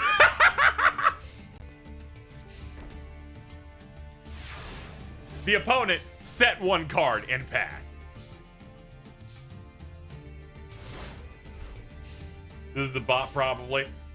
Oh, this bot? This is unfortunate. Oh, and it's a Blue Eyes player, too. This would have been so funny. I'm sorry, chat. I'm sorry. It's all fucking DNF, delete, and return points.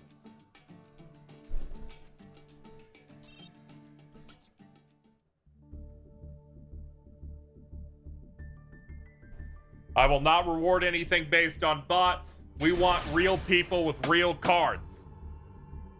I wanted to see Blue Eyes White Dragon. That person's just passing. There's not a fucking chance.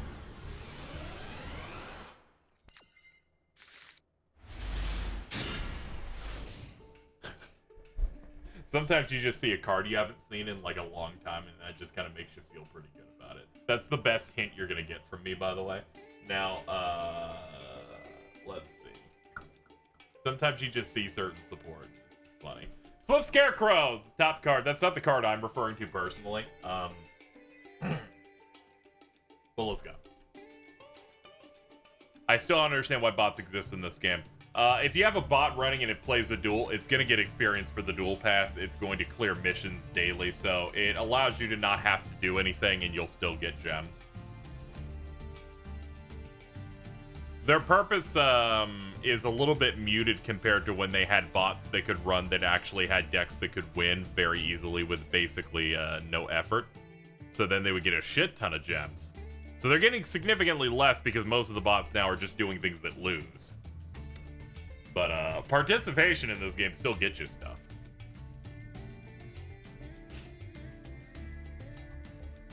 Alright, so the conclusion of this one. Most people believe in the top, which I respected. Partly because Sheriff's put $250,000 on that. Meanwhile, we got Denki with an amount that feels like going all in. Alright, so let's get into this. I always have to scroll in my sources to find the thing that hides. Wait. Actually, no. The way this is set up, this is the lowest I can have it. I'm just saying, it's really tough for me to be able to fucking remove this easily. Anyway, here we go. I was like, I haven't seen Cyber Eltonin in a deck in a while, alright? Sometimes you just see a card and you're like, what the fuck is that doing there? See, give me something familiar like fucking Tenyi, and I'm just like, yeah, fucking, I see this shit every day of my life. Fucking, alright, here comes the Hulk line, so let's get started with that. Hulk's gonna let him get the tuner, then they're gonna fucking link Jet Synchron with Hulk, and then we're gonna get fucking banned in the TCG, then banned in the TCG is gonna activate its effect, it's gonna get a token, and it's gonna get another token, and it's gonna get another token. And then they're gonna do that little thing. They're gonna bring out the O-Line. They're gonna activate a Rite of Aramasir because yes, motherfucking Adventure Engine is up top. The literal newest cards that we just pulled. So we're gonna see them in action. They have the Draco back here, equipped to that token. We're gonna synchro into Denglong.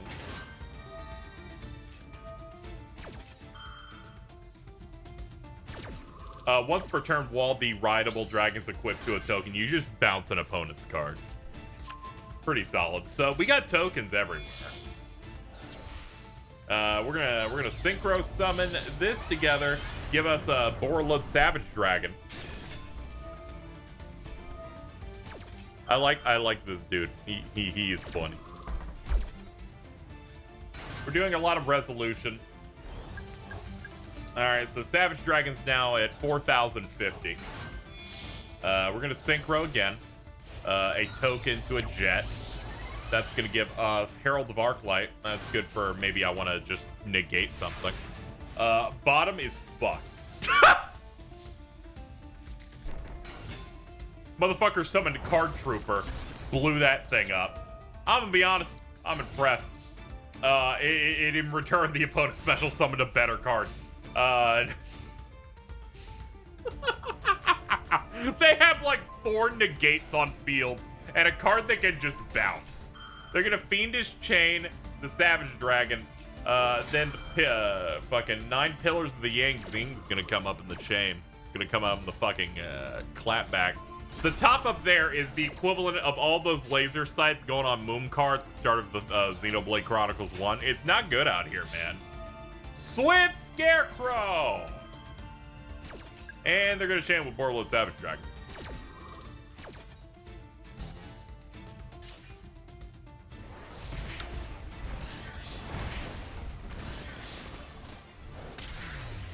I'm sorry, even hand traps can't really stand up to a field that can say no to what you want to do that many times.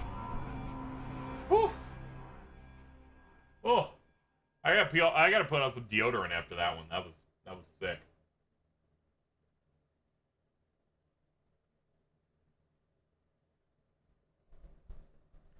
You guys believed in Swift Scarecrow? Hey, sometimes you want to believe in the stalling kings. I can't say I immediately go for Swift Scarecrow. If it was Battle Fader, I'd pop on and be like, yeah, let's go. Let's go. That shit's funny.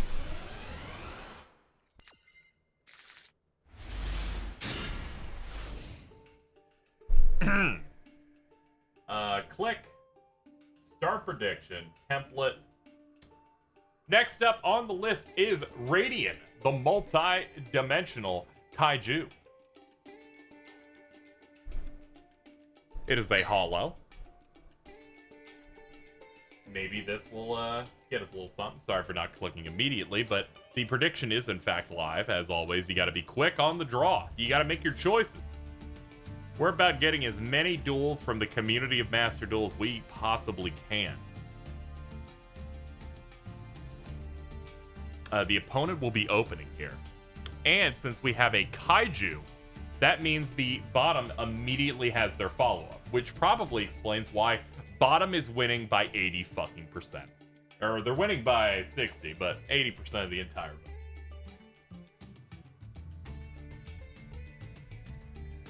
Edburn believes, but bottom's got people willing to drop like 50k on that shit. But in the end, it seems to be a relatively equal amount of people, like 21 versus 23. You kind of like look about that. Go beyond money amounts. Anyway, let's move on to the game. 2 Lava Golem, a Sea Turtle, and an Imperm. So if they are ready to fucking tribute to fucking monsters. We're immediately going to Imperm the Parlor Dragon Maid and said, sorry, you whore. No chance.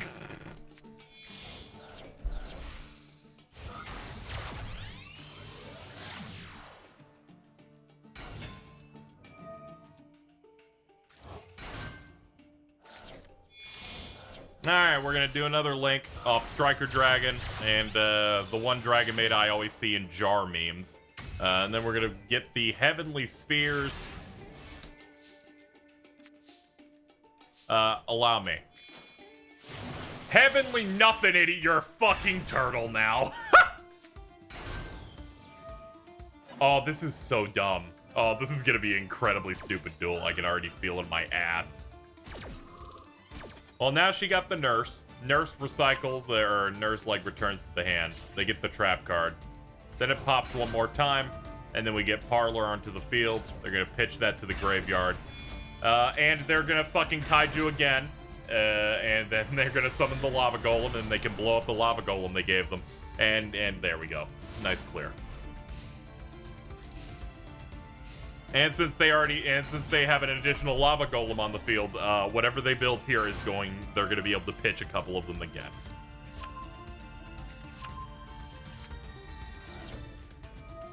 They're gonna activate Downtime.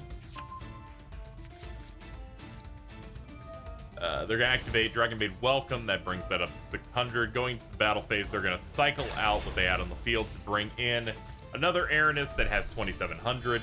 Activate Changeover, and we're gonna Fusion Summon. And there is the Dragon Maid with Childbearing Hips. 3600. We're gonna end the turn. That is a pretty solid card. It's gonna activate its effect during the standby to bring out this thing.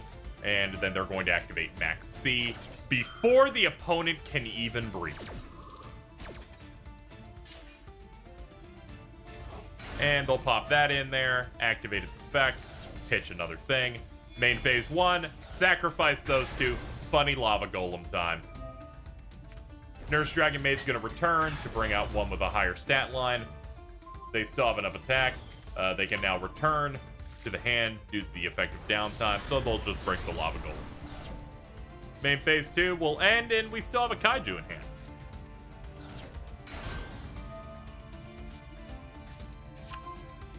Kitchen hits the field and defense on the fucking bottom player's end phase. Alright, let's actually go to top, see what they can do. Top is the underdog in terms of channel points. We'll have to see how they end up doing.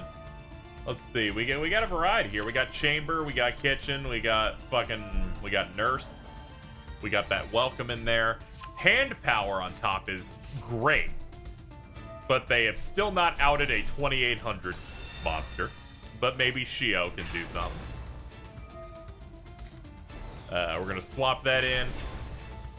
Get that. And finally, we got a hit from topside, and it's gonna be meaty. Over 4k damage. They're then gonna play Changeover. Fusion summoning another one of these. So, what if there were two? Set 1, done. This is gonna be funny.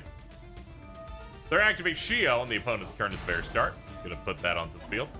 Then they're gonna put that onto the field. And main phase 1 begins. They're gonna Kaiju one of them. Then play Planet Pathfinder, sacrifice. And they're gonna call by that shit and say, fucking no.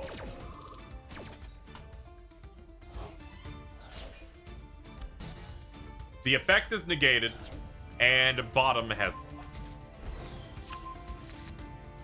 We will now accelerate the rest of the duel. If you voted for top, oh fuck, you did not vote top cheese. God damn it. This is like the biggest underdog when you've got. Well, let's see what their fucking play ends up looking like. Let's look at this final board, which honestly I can respect. You bought the structure deck. You want to try and make the best line you can get. All right, and Boral Sword Dragon. You don't see that too often anymore. That's pretty dope. We got ourselves another Shio into the field. We also got the House Dragon Maid on the field. We get fucking Hospitality is in here. All right, that's a pretty solid board, all things considered. Yeah, that's a lot of damage. It is my distinct honor to give you guys what you want, and it's to give you motherfuckers some money. Styling and profiling. Nice, you got a nice 14 out of that. People can enjoy their money. Solid. 280,000 channel points for 21 people.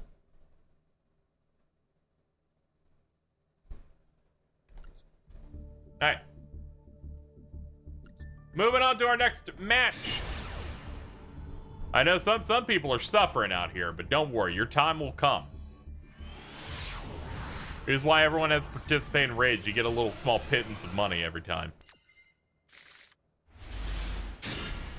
Then you can realize it's a cat stream, then you can leave after the raid's done. Because you don't want to watch your fucking game over to a basic Sonic level. But for now, you gotta stay.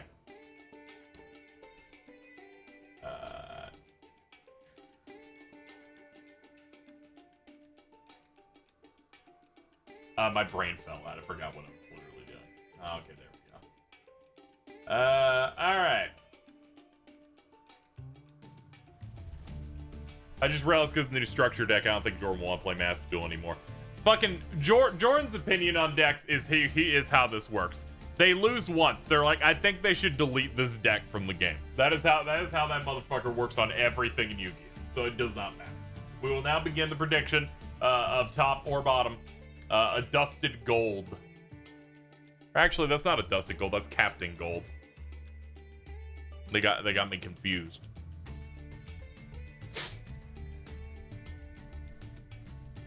And it's like, don't listen to him on decks. Ignore the Gerber, baby.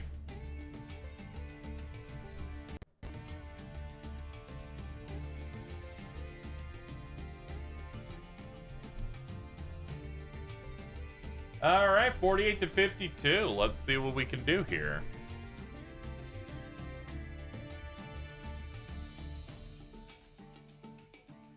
We got Rhoda, Skyscraper, Emergency Call, Legacy of a Hero. I don't think I've ever seen this card before. I like that art of it just having pieces of them on there. We're gonna get Bersenatrix in here, and then we're gonna Emergency Call to get Avion. And this is funny as shit. We're gonna play a Skyscraper. And we're going to play Captain Gold, and then we're going to end our turn. Oh boy, it's bad heroes. I would prefer if you would be respectful toward people instead of hateful. Because now we're going to summon a fucking one leg of Exodia to then summon the legendary Exodia Incarnate to the field defense mode. Chicken Game's a good card because both sides can use it to get free draws out of it. So you'll want to do that if you're smart. Our opponent down here seems to not be too much interested in that.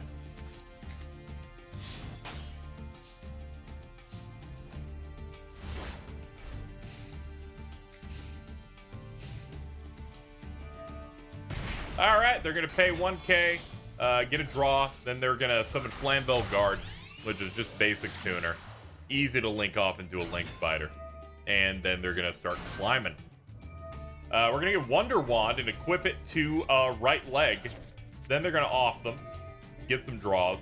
Going to use Upstart, and then they're going to do that. They're going to discard their Dark Factory because they were over the hand limit. They remembered what Chicken Game does and drew. And then Emergency Call to get Sparkman. Then they're going to summon Avion. That Link Spider is pretty squishy, so. Currently in the lead is this elemental hero deck that has achieved essentially nothing. Aside from a ridiculous amount of damage. We're going to summon a Mystical Elf in attack mode, play the White Elephant's Gift, get some draws, then we're going to go ahead and do Dark Factory of mass production. Get that Mystical Elf in there. Get that little leg in there. We're going to set 2, Link Spider returns to the extra deck, all that stuff comes back. And then we're going to summon Exodios, the ultimate Forbidden Lord. We're going to do some fucking cracked out shit. We're going to Magical Mallet that. We're going to activate Shard of Greed. This is what I like to see, folks. We finally drew our polymerization. Let's fucking play this shit. Let's go. Percentatrix and Captain Gold are going to bring forth Nova Master. We're going to destroy Exodius. Get Bubble Man. Deal 1k. What will Top do now? Reload! Flamvell Guard, linking it off. I feel like I'm in a time loop or something. Activate Link Spider. Then they're going to summon Crowned by the World Chalice. White Elephant's Gift, they're going to draw 2. And end. We're going to draw into Solemn Judgment. We're going to enter the battle. We're going to, is this duel real? I assume it's real. Good job, everyone. I just came out of that really confused.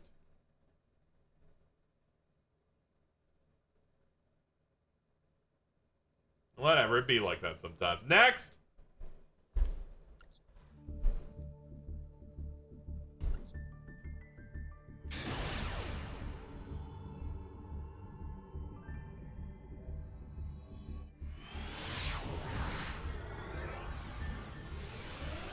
The best scientific minds came to perform that duel, and I hope everyone enjoyed it. Alright. For today's duel, can I interest you in Horus the Black Flame Dragon level 8? He is a funny little card that if he hits the field, he starts stopping shit. And it's funny. And I will hit start.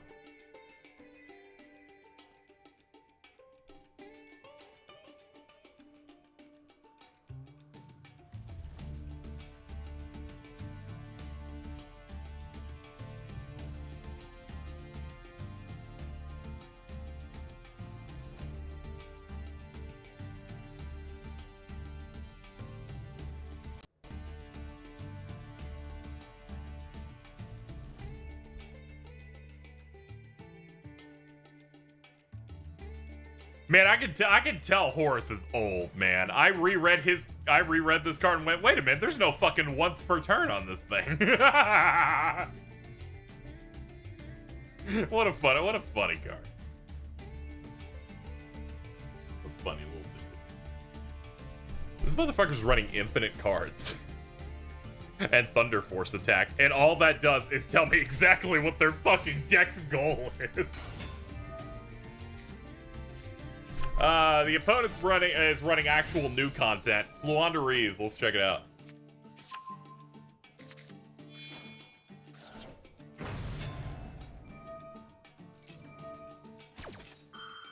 Oh, there's no hope. Once again, a lot of people are just manic depressive in chat.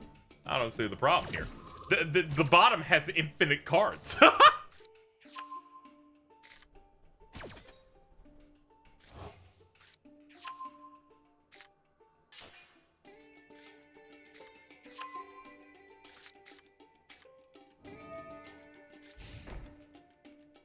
You gotta believe in anyone that can win, honestly. Infinite cards in play. Set 2. Call the Haunted Metal Reflect Slime. Metal Reflect Slime's a decent booty. Yeah, we saw Blue Eyes White Dragon and Dark Magician win today. All the toxic tryhards are in shambles.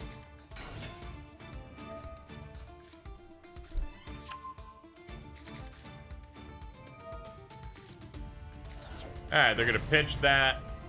They're gonna start going through their bird line.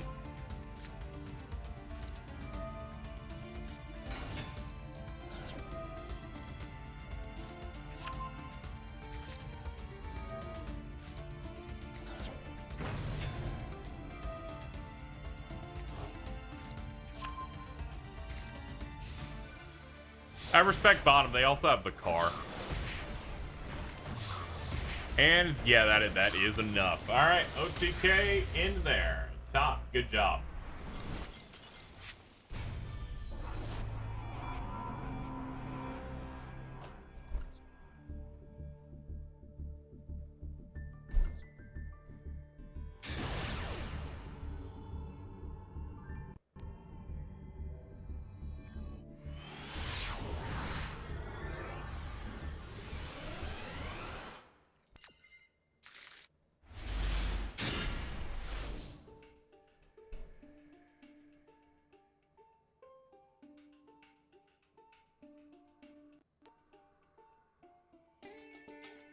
Hey, do we have any Monogatari fans in the stream?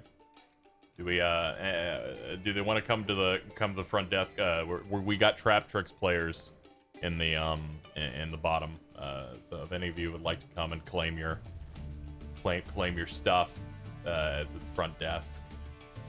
So if you wanted to get that taken care of, you can just go ahead. So I'd let you know.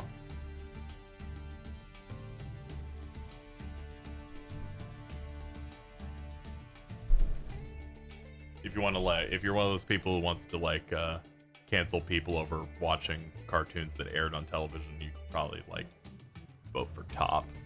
I feel like that's your camp, and bottom camps for people that like that toothbrush scene in that anime. Just saying. 41% top, 59% bottom. All right. Anyway. We got Dogmatic, Ecclesia, Starlight Rope, Dynamicious, and Floodgate Trap Hole. Let's get started. They're going to open Mantis. The top's going to go for Max C, so they're going to try and get some value off of this. Immediately, they're going to play Numeron Raw. As it turns out, it's both degenerates no matter which way you slice it.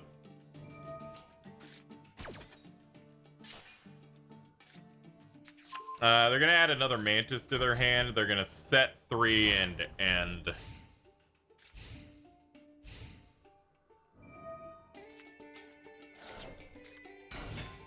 they're gonna summon a bunch of gates a little bit everywhere. We're gonna play our Floodgate Trap Hole, so bye. Then there's so many mysteries up top now. Crazy. Next. Another Mantis gonna play its effect. Super Poly.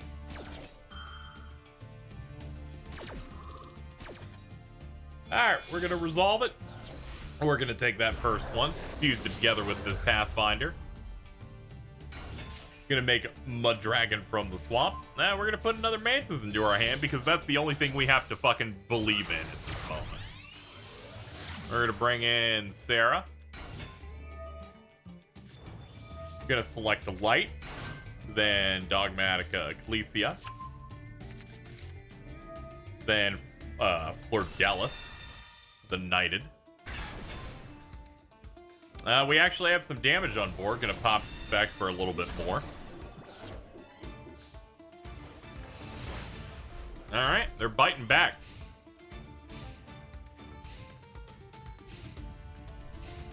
I can assure you, Sarah is at least 50 years old. All right, entering the draw phase here. Drew into another max state. Let's do the exact same fucking thing we did the last 2 times. Mantis, but this time there's no interruption. Gonna put Chain Hole, Yo Hole. Gonna put that there. And we're gonna overlay these 2 together. And that's gonna get us Alamaris. Alamaris' effect activates. Gonna pitch one of its materials. Puts Mantis onto the field. We're going to overlay for Drill Driver Vespinato. Attack one of those gates for piercing. It lives due to, I believe, the network.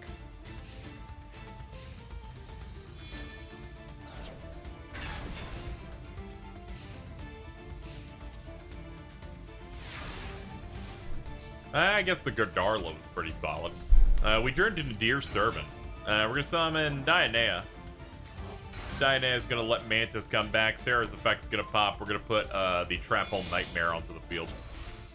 And we're gonna link those two off for Traptrix Calaria.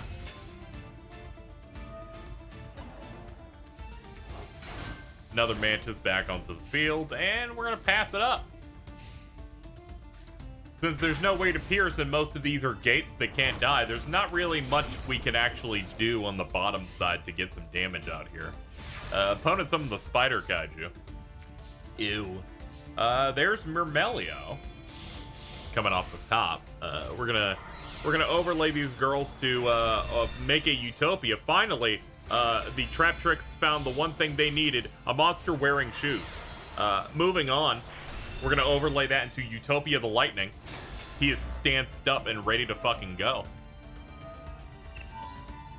And we're gonna pitch a bunch of that shit, do 2,600.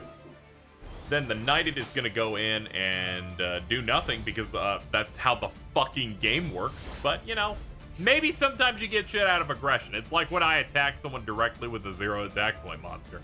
Off the top Fusion Destiny, well, I can't think of many better top decks than that.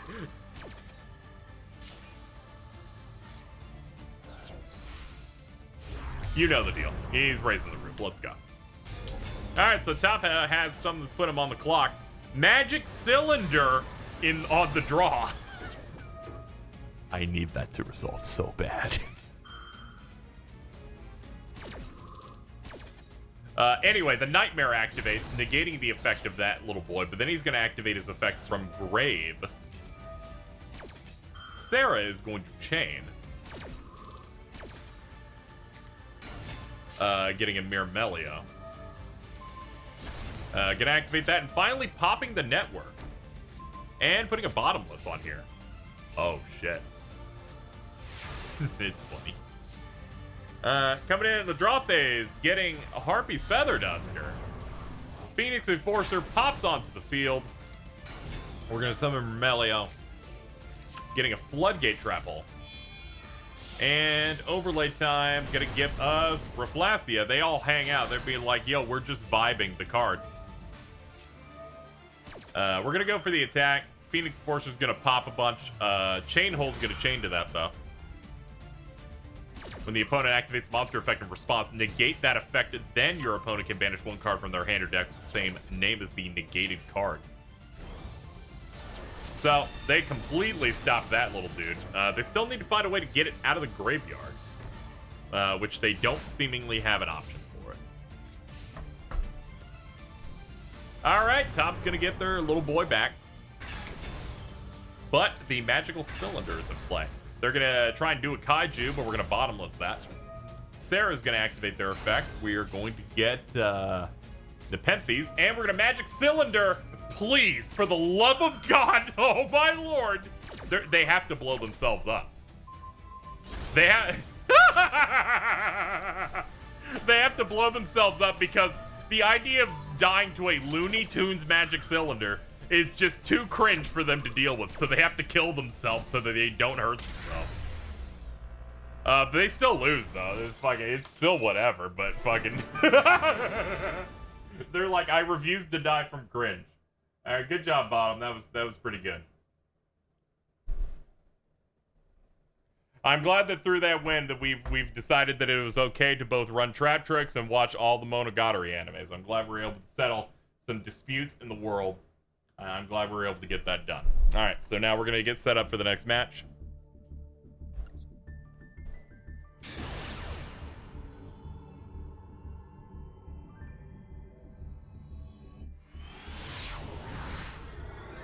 Finally, world peace. Traptrix are fine. I wish they wore shoes. Moving on. We're going into our next match here. It's Ash. Get started.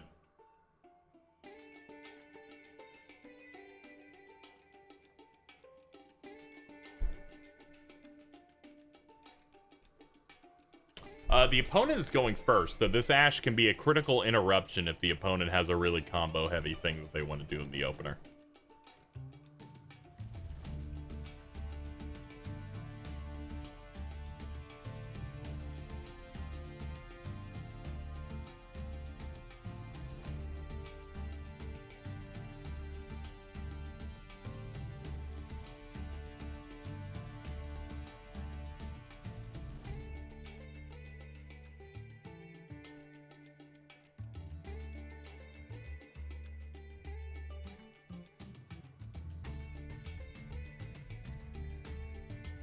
All right, so 54 to 46 seems a pretty decent spread here.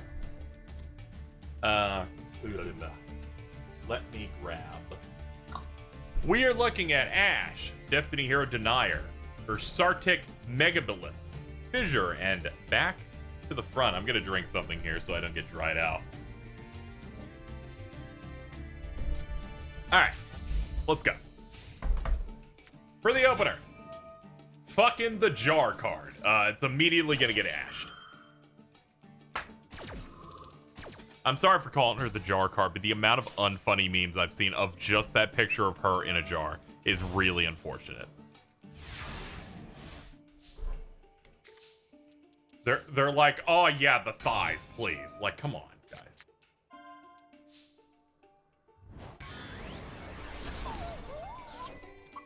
Anyway, Denier hits the field, gonna punch that bitch in the jaw.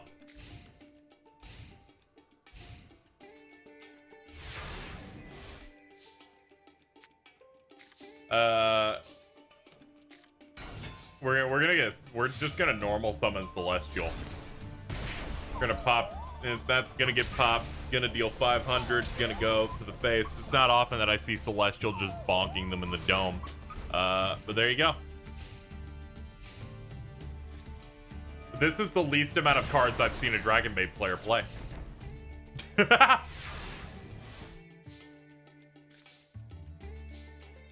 Motherfucker's running Skull Invitation.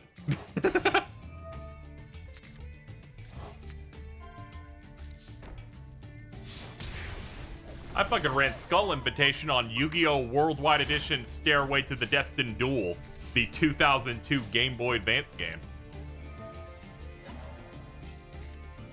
They're gonna fucking activate it. I mean, hey.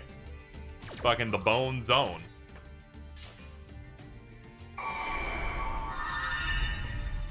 What do we got? There she is. Invitation activates. That's 300. Activate Dragon Maid Send-Off. Send-Off is actually the art they used for the card sleeves they recently let you buy. That's going to go to the graveyard, which means another 300. You are on a clock. The clock continues. You can...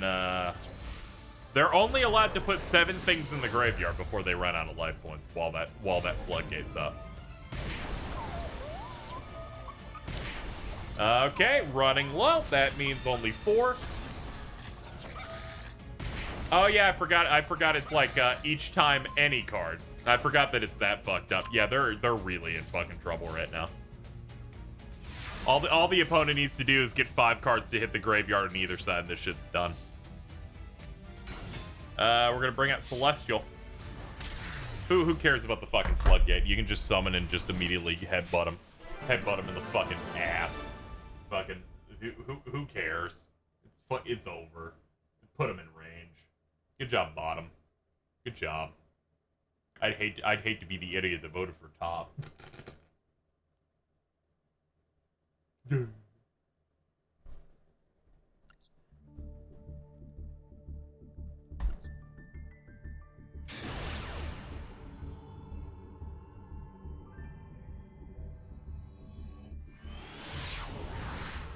Top was too cum-brained to win.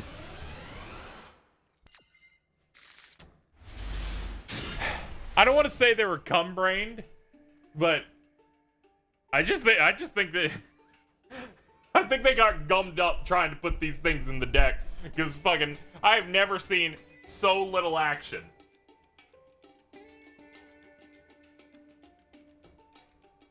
Like usually I'd see significantly more annoying things being played. All right, let me hit here. Start. Click. Today, it's Dimension Shifter. That's it. That's all you got.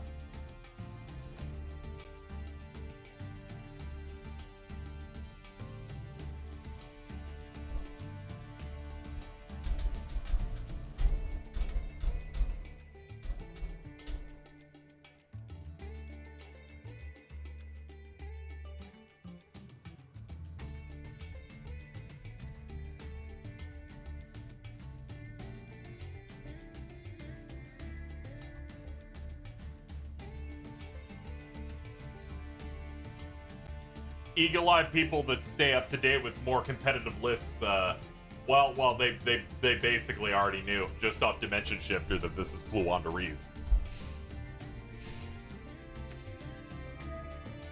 Up here we got Orchestrated Return. Okay, so we got Orcust up top. Orcust up top with a over 50 card deck. Set free pass. We drew in Dimension Shifter, Terraforming, Magnificent Map, which we already have. Prosperity, get rid of some of that stuff. Rabina, M-Pen, Designator, another Shifter, a Glen, Eglen. We're gonna pick up that Rabina. Activate that map. That map's effect's gonna activate. We will reveal Rabina, banish the thing, summon it out. Activate the Eglen that is in the banish zone, which returns it to the hand. We get the barrier statue. Normal summon Eglen. M-Pen is now in the hand. And 2 tributes. Bring that boy out. And Fogblade on M-Pen.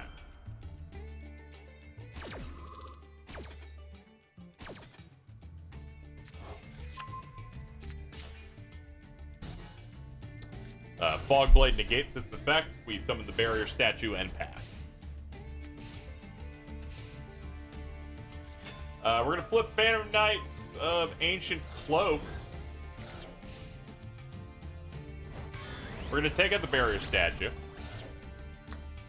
Activate Harp Horror. That brings us Gearsu, the Orcust Mech Knight. And Link Summon.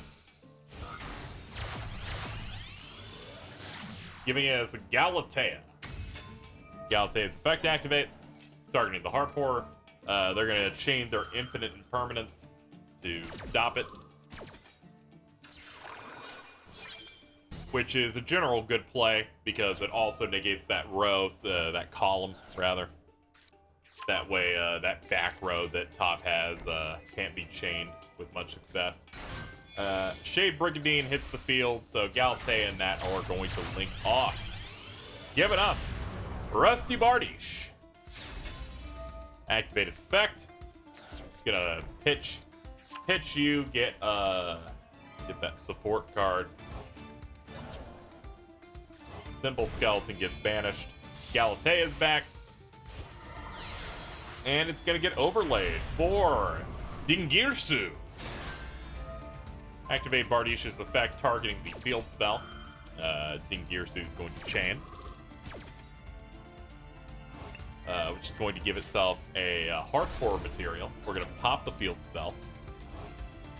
Silent Boots will banish itself to get a Fogblade into the hand.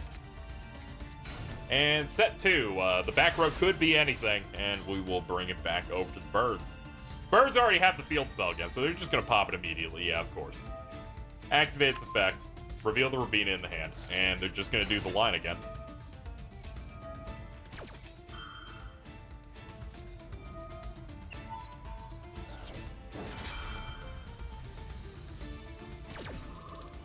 Yeah, bottom did not use the pot.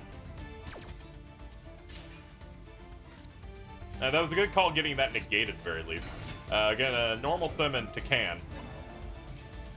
And they're going to Fogblade it, which is going to negate its effect.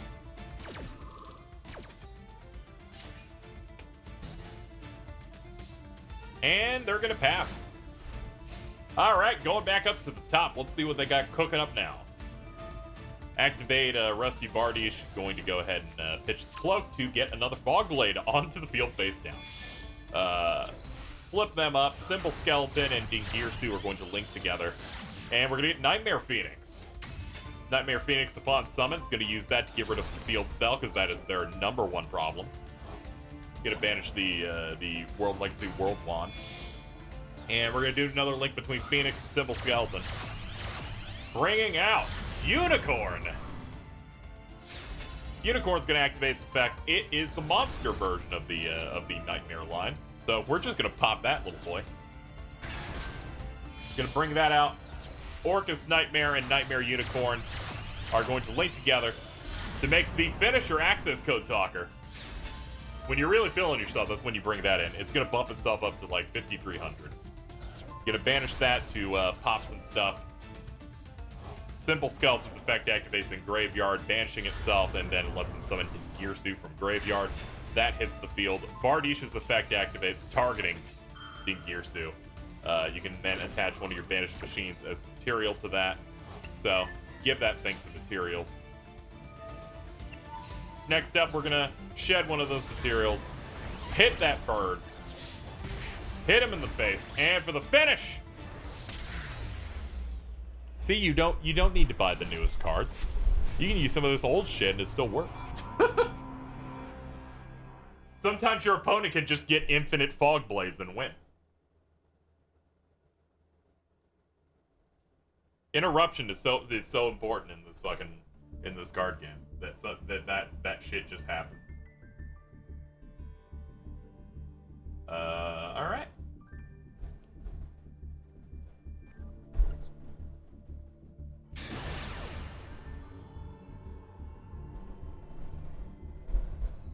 Matchup knowledge in Yu-Gi-Oh! Is like pretty important too.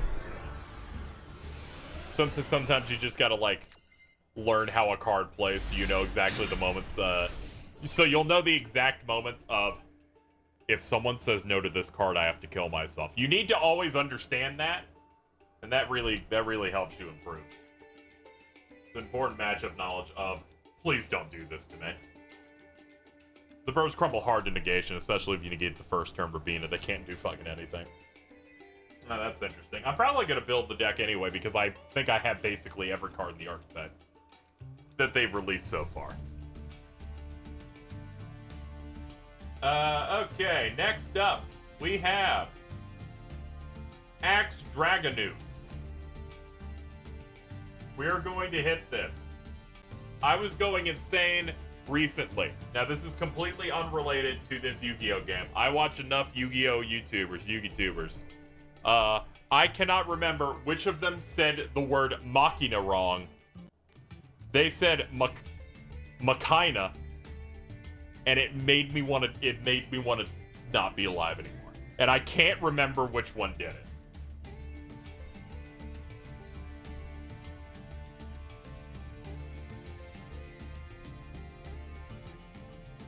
I don't think it was Gage. It was probably DK, is what I'm personally thinking. But you know, it's probably DK because that dude needs to chill out.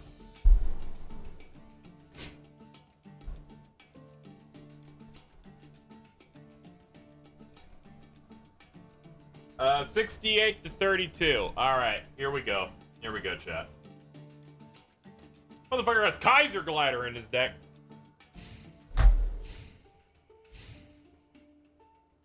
Top pass. We're gonna watch how top plays. If top's a bot, I'll refund.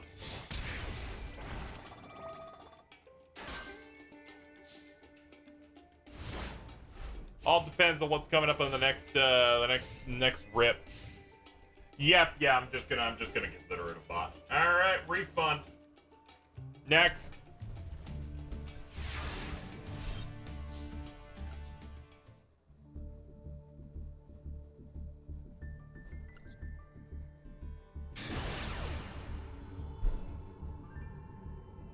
I believed in you, Top, and Top went, I can't react to human voices.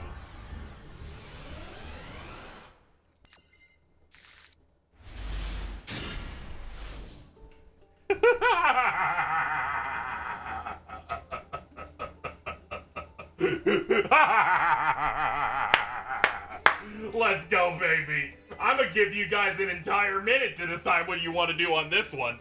A whole minute.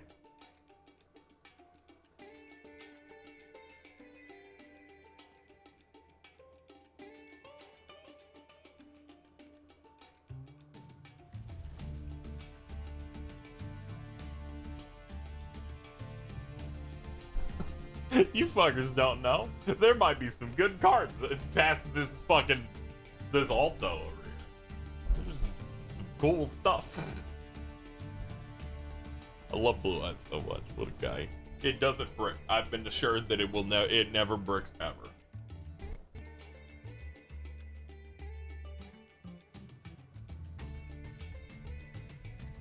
Very few have faced this awesome creature and lived to tell the tale.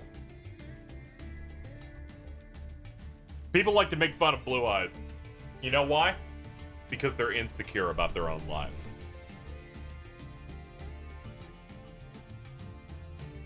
And I'm like, I'm sorry, making fun of Blue Eyes won't make your parents get back together. Ladies and gentlemen, it's 39-61 in favor of bottom. Now, I didn't think this could be achieved, but thankfully, Cherubs put 150,000 on a Blue Eyes player, which, frankly, brought it back. So, I have to say, it's my distinct honor. You've been given the privilege, people who voted for top, by being the underdogs against a Blue Eyes matchup, which is something I think is truly great. I don't know, it's just a Blue Eyes deck. It's got 2 hand traps. We've got Effect Veiler and this. So you definitely don't want to go first when you have a hand like this, but they at least have some like level of interruption when the opponent goes in for the clapback. We're going to summon the Protector, and we're also going to get, I think that's Sage. We're going to get Link Karibo. And then we're going to link Sage and Link Karibo off. And that's going to give us Hulk. This is a Blue Eyes player that knows to play things besides just, you know, knows to play the other support that really helps it out. We got the Hulk there, got the Link Karibo on the field, and a regular ass Blue Eyes. Alright, so you could do much worse. And they have 2 forms of interruption in hand. The opponent's gonna open with Secret Password. What the fuck? What is Secret Password? Ah, it's Live Twin. Okay. I was like, I've never seen this card before. They're going to fucking pop goddamn Designator. Hulk's gonna chain to the Designator.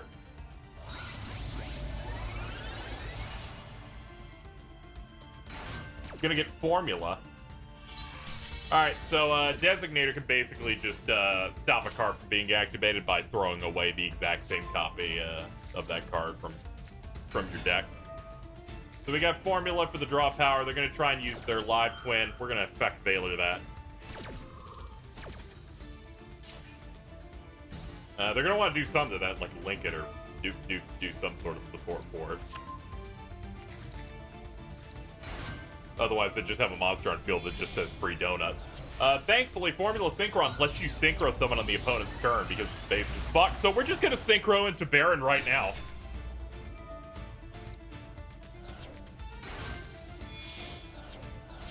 Then we're going to get some Live Twins popping off into Evil Twin, Lila. They're going to target it.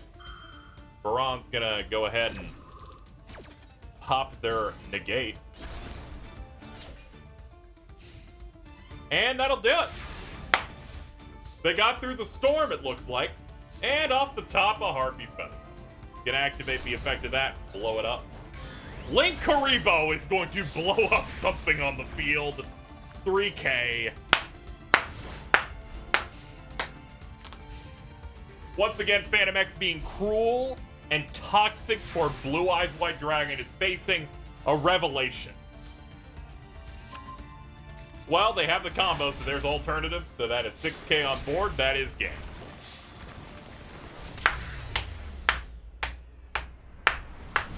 You love to see it.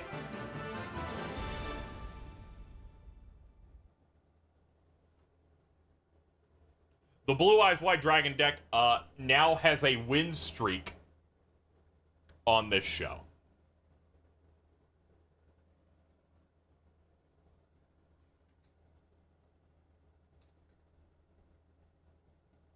Let's get the hiding hand up here. All right.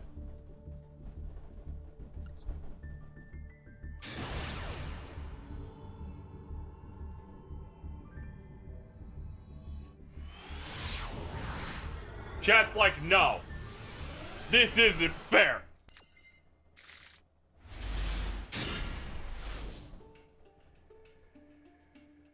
Goo goo gaga baby food. But no. No. I'm gonna drop you back to 30 seconds, but I wanted to give you plenty of time to think on that one. This one, motherfucker, you don't need to think. It's a bird. They have the bird. Make your choice.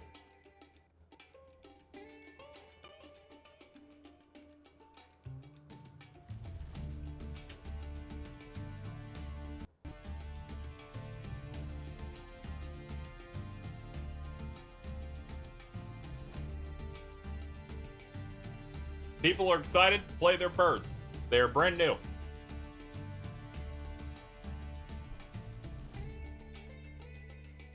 The birds, from my experience of watching them being played, I don't know, they snowball a shit ton of effects that base themselves on tribute summoning. Alright, 32 to 68. Let's get the duel started over here. So we're looking at Eglin, Maxi. They have the Samorg field spell and Macrocosmos.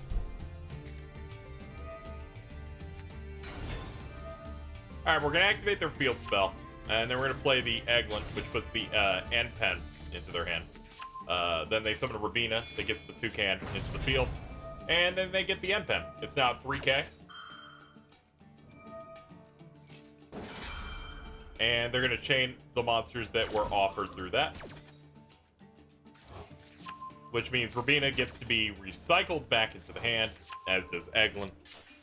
So you can kind of see like them coming to work, where it's like they played all of that, they got a big thing on board, and the things they used are already in the hand again.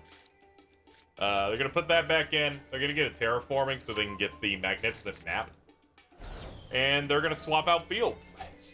They're gonna set a macro. All right, top is gonna desire. We do not know what they could possibly be running yet, but we're gonna use Macro Cosmos. Now every card will be banished no matter what. Lightning Storm, get that out of there. And Gamma-Seal, what a way to fucking shut that down. They are then going to bring out that Kaiju. They're going to Raigeki that. They're going to do a 1 in 3 chance of this Bigfoot. It picks the Ash, so the Bigfoot does get summoned. If it picks the Bigfoot upon activation, it would just get rid of it. Then we're going to overlay Bigfoot to the Kaiju. And we're going to see Dragoobleon. The opponent's still drawing a bunch. Then there's Numeron Dragon. Numeron Dragon is going to activate its effect. It's going to pop itself to 9,000 attack points. Top wins. Congratulations to everybody who voted on top. I hope you enjoy your money.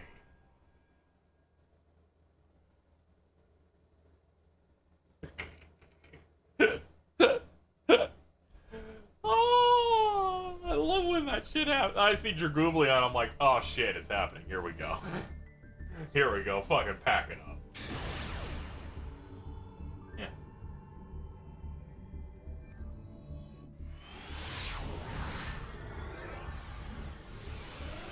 You never know when duels will just end on like turn 2 like that. Let me do a couple checks here. All right, that one's a Ford Pinto. Let's fucking do another one.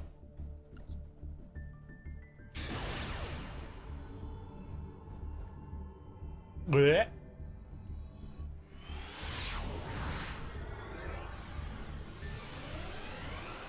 All right, what do we have on this one? Ooh. All right.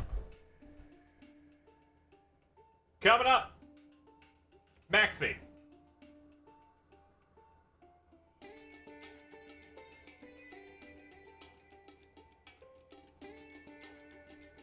Max C bottom is not going first, so they can use this. That's a usable card.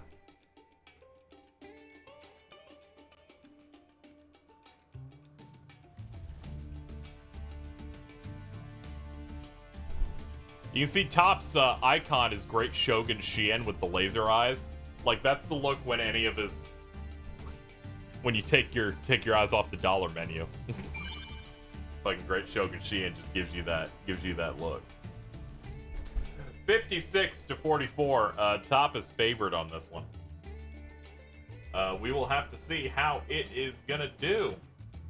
It's got ourselves Ash Blossom. We got Ancient Warriors. Rebellious Lu Feng, the Ancient Warrior Saga 3 visits.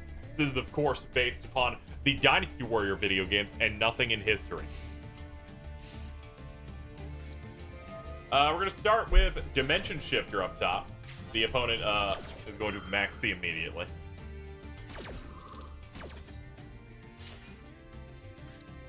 Then we're going to get Pot of Prosperity. We're going to banish a bunch face down. And then we're going to Ash it, so you just paid for nothing.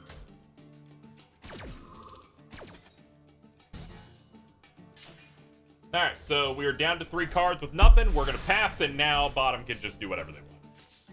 Off the top, another 3 visits. Oh, I guess that's what a brick is for that deck. I don't know. I'm not reading the cards. So, alright, passing. Next, top has bricked. It's going to set 1 card and end. Next, we're going to go back to bottom. We're already on turn 4. They drew another... they're going to set an imperm, and then they're going to pass. Top is going to pass. Okay, turn 6. Bottom is gonna go, and they're gonna draw into Ancient Warrior. It's that one dude on Twitter. They're gonna fucking pop that, and the opponent's gonna Ash it.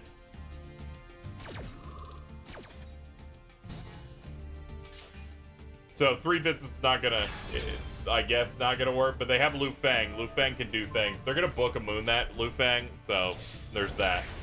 We did 1,000 damage. Okay.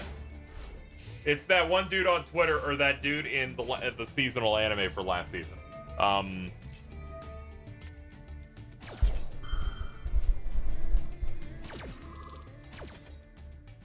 It's your boy. We're gonna Pot of Prosperity again, because surely they won't fuck us again, right?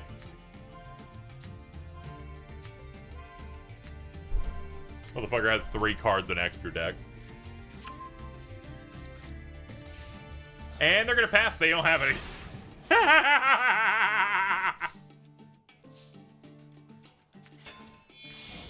Alright, we're gonna link together these guys together, and there it is.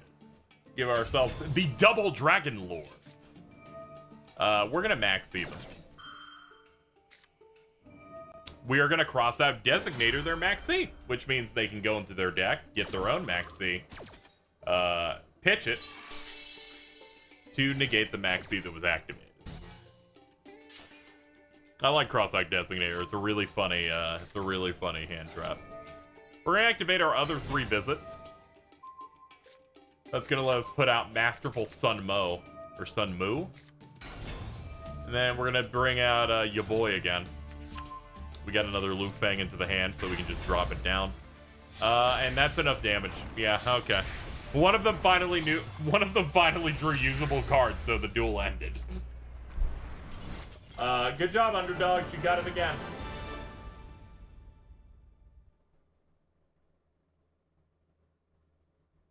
Jeez, stop getting it right. Get tired of you.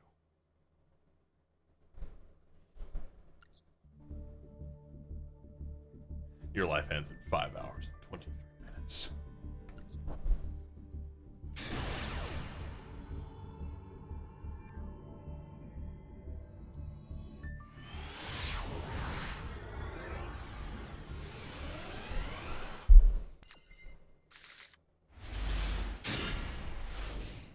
Okay, let's try and get something with a bit of a different texture from the last duel's starting card. I mean, that was wishful thinking. It's another Max C. However, the field on the top half is the new, like, fucking Elemental Hero Skyscraper Metropolis one, and they got spotlights on the soccer ball.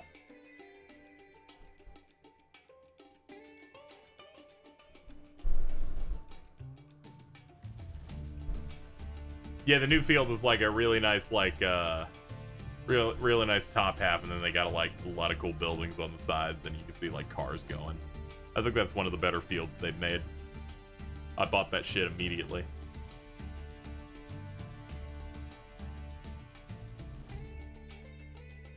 Top has the cooler field, so that means they win, right? Well, I can't really give anything away. 50-50. Technically, top has a bit more by 2,000 points, but it's basically even. Fuck, I missed the vote. All right, Cheese, which one do you want?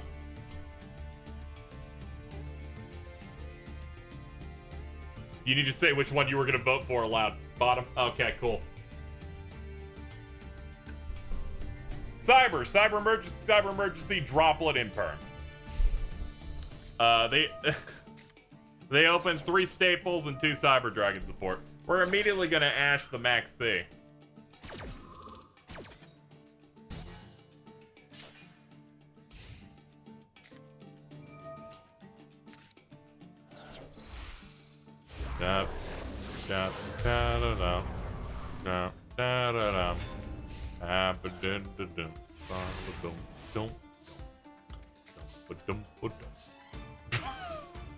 These fucking draws are gonna make me pass out. Alright, we're gonna chain Destroyer, Phoenix, and Force of that. We're gonna Droplet. And then we're gonna pitch a Droplet to use our Droplet. That's gonna negate the effects of the Phoenix Enforcer, cut its attack in half. Cyber Emergency is then gonna give us a Core. Core's the general optimal starter, so we're gonna go ahead and summon it. And then it's gonna get Ash. The opponent literally opened 2 Ash. That's pretty unfortunate. That pretty much kills this shit dead. I forgot about that! I forgot about Mega Fleet. You gotta stop putting shit in the extra monster zone. They can just do whatever they fucking want. Oh man, that's funny as shit. We have the Imperm face down. The opponent doesn't really have much else. We're gonna summon our Core, and the opponent is going to do Waterfall of Dragon Souls to get a worm from deck to hand. They're gonna pick, well, I should have known. Okay. We're gonna get a Cyber Repair Plant. Gonna pop that immediately. They're gonna add a Light Machine monster, so they're gonna pick hers. And then we're gonna link these to make Verte. And Verte, 2,000. They're gonna get rid of Overload Fusion. So they're going to end up choosing their 2 cores to make what else but Rampage. Rampage effect activates. Gonna pitch that. And they're gonna hit. And they're gonna hit. And they're gonna hit. Using Verte as God intended. Something other than fucking Phoenix. How does your Mega Fleet summon? All they need is a machine on the player side and something in the extra monster zone on the opponent. Ideally, if you're going up against the Cyber Dragon matchup, you try to never have anything in the extra monster zone because they can easily just get rid of it through material. So we're gonna hit bottom. Good job. You did very well. Very, very proud of your performance.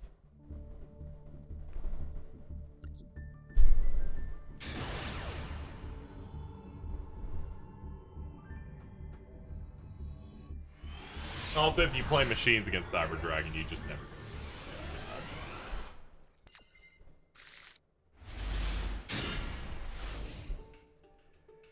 Another innocent deck that, you know, Jordan just gets way too mad at every single time it shows up. You love to see it. You love to see it. Look at this little guy. It's just this Time Lord guy. He didn't do nothing to nobody. He just hangs out and has fun.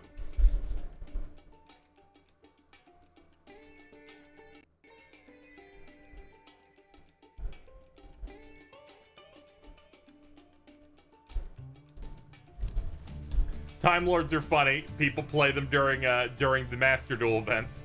Jordan has no way to out them and gets upset.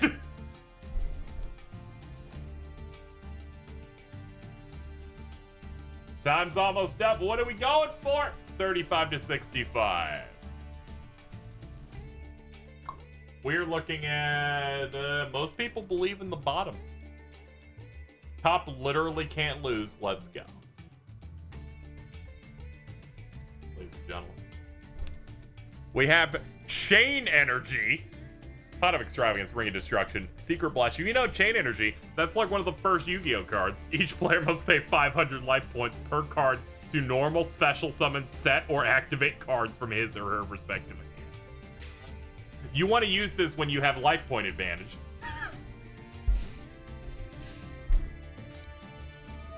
Opponent is running Blue Eyes White Dragon.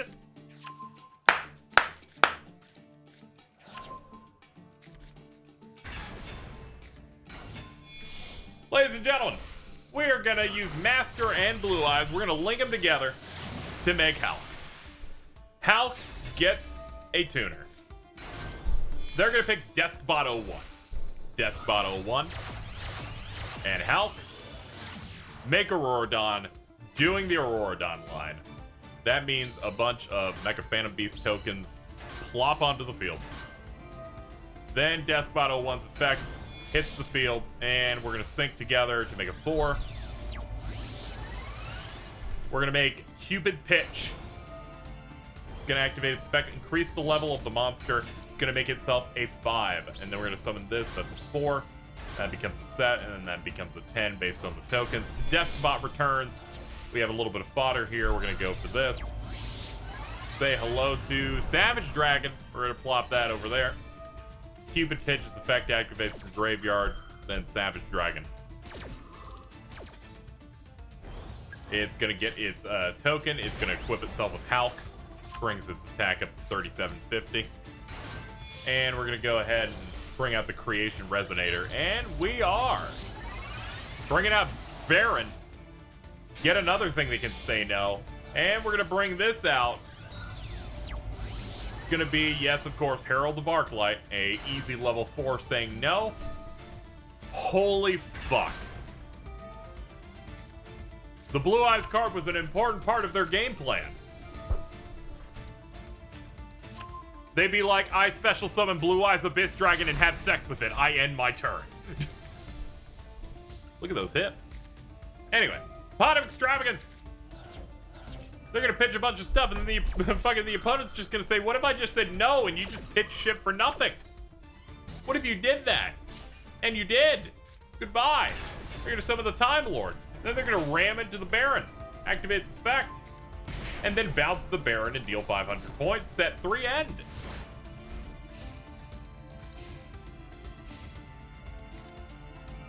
Next up, they're going to play Trade-In. They're going to pitch her Blue Eyes so they can draw 2. Auroradon's going to activate and destroy 1 card on the field. They got rid of Secret Blast. Secret Blast effect activates Engrave. And they're going to activate their other Secret Blast on the other side of the field. The opponent is going to tribute their Herald of the Arclight to negate the second Secret Blast. And Ring of Destruction, Chainlink 5 on Borreload Savage Dragon. Both people take damage equal to its original attack. That Secret Blast that came first is negated. That other one is getting popped. Delicious. Chaos Nax is now in the hand. We're going to activate Dark Ruler No More, followed by Chaos Form.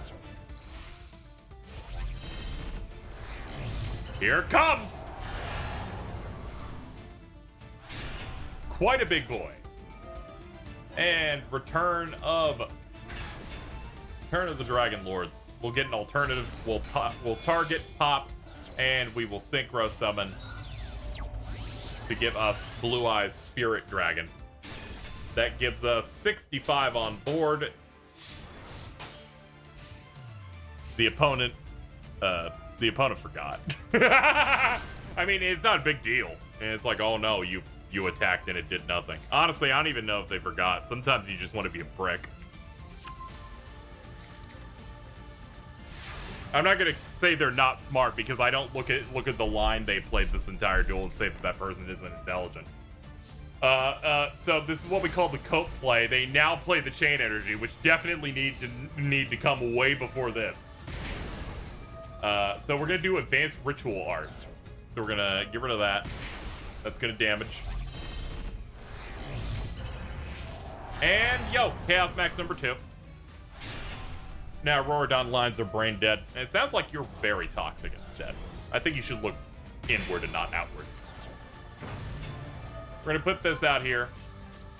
And we're gonna change Secret Barrel. That's gonna get a little bit of damage in there, at least. That does 1k. And they did about as best as they could do. Congratulations to the people that went for top. You have won.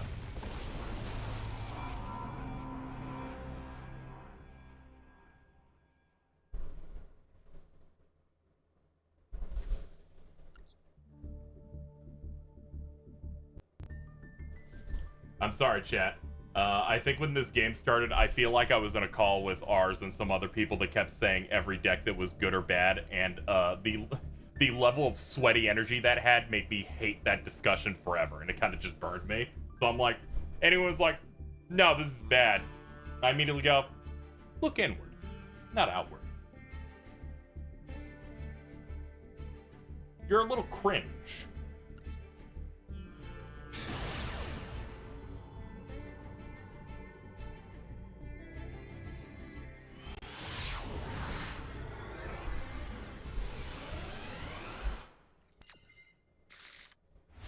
Anyway, congratulations to the Blue Eyes player for establishing the 3-win streak. We're going to start the next one.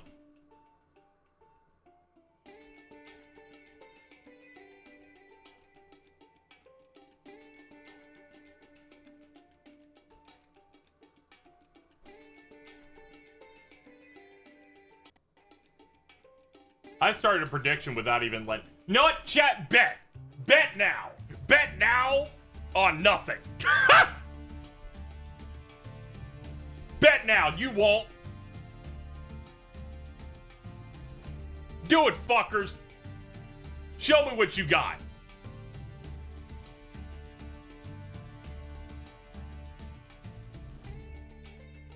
Ladies and gentlemen, the results of this are here. 50-50.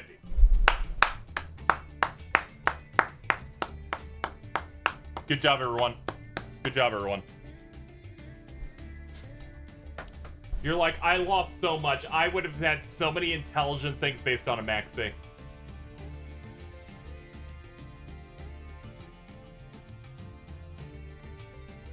Anyway, it's performable. More specifically, it's got, they have the donut. All right, they're running the fucking donut. All right, they're gonna start by putting Smile Sorcerer and Odd Eyes Persona Dragon. They're gonna put their scales up, and then they're gonna pass. The opponent's gonna summon Graceful Mayakashi. We're gonna maxi him. They're gonna punch it for 1,000 in the gob. Use Shiranui style synthesis. Set a card. That's it. Then we're gonna draw into Soul Pendulum, and we're gonna pass.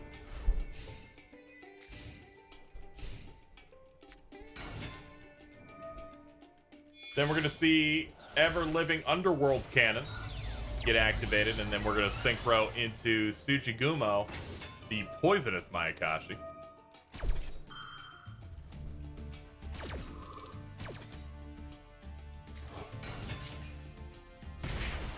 Alright, we're gonna deal 800 and burn damage, and then we're gonna synchro into Tengu.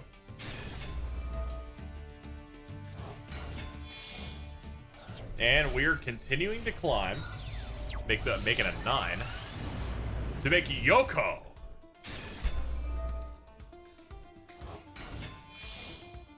We're not done yet.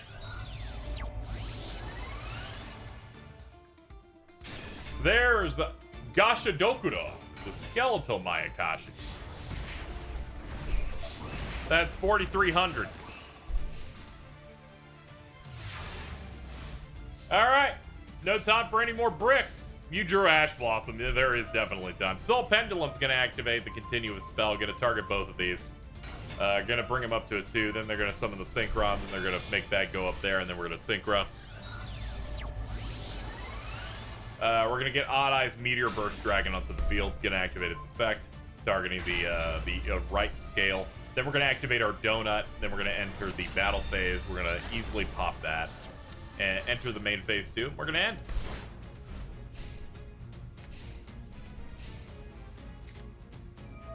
Violet Crystal activate, giving 300. What the fuck are you doing? Who the fuck's playing Violet Crystal? This 2002. I'm gonna make my zombie card get 300 attack. Motherfucker's gonna start playing Dark Energy and make me scared. Who's out here playing Mountain? Anyway, sorry. Hey, it's Electromite. Everyone say hi. Everybody wave. All right, Electromite's gonna activate its effect. It's gonna pop the donut, and then we're gonna get the Odd Eye Synchron back into the hand. And we're going to get Duel Alliance also into the hand here.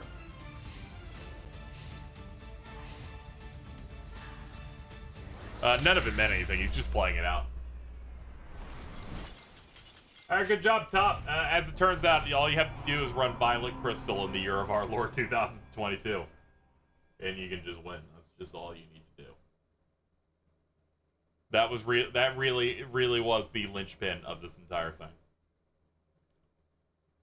Chat, we are going to run a bit right now.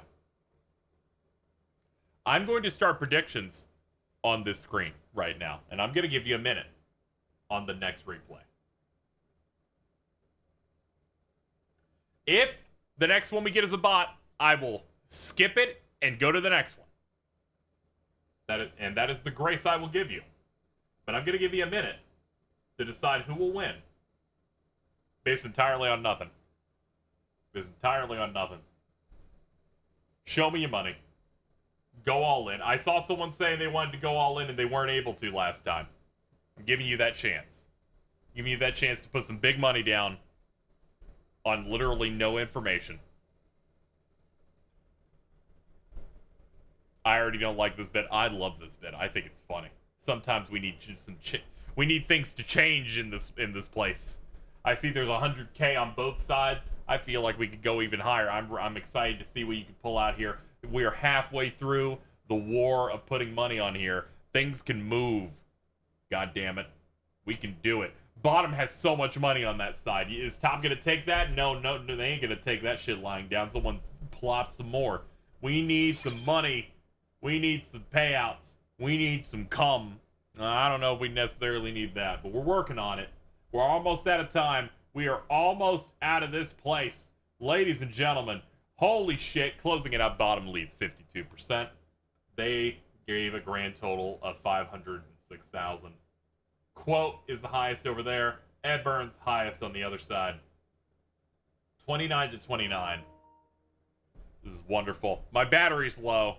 This might be the last one. But we'll see how it goes. I'll let it play, and if it's clear that it's a bot, we will get another one, but I will not return the points. We'll just do another one. Let's see.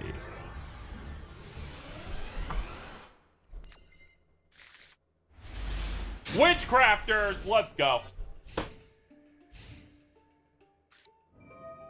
Witchcrafters against Sword Soul. This is what you came in for. All right, opponent's gonna start with the Sword Soul combo. It's gonna go in right off the top. They're gonna summon a Baron. That's they have their Omni Negate ready. Longguan's gonna deal 1,200. They're gonna normal summon their Moyi. They literally had every single card their combo needed in the opening hand. They are now going to go ahead and do that. They're gonna make their 8, which is probably going to be, yes, Chi Xiao. Chi Xiao's gonna hit the field. It's immediately gonna pop. Moyi is also gonna pop from the grid.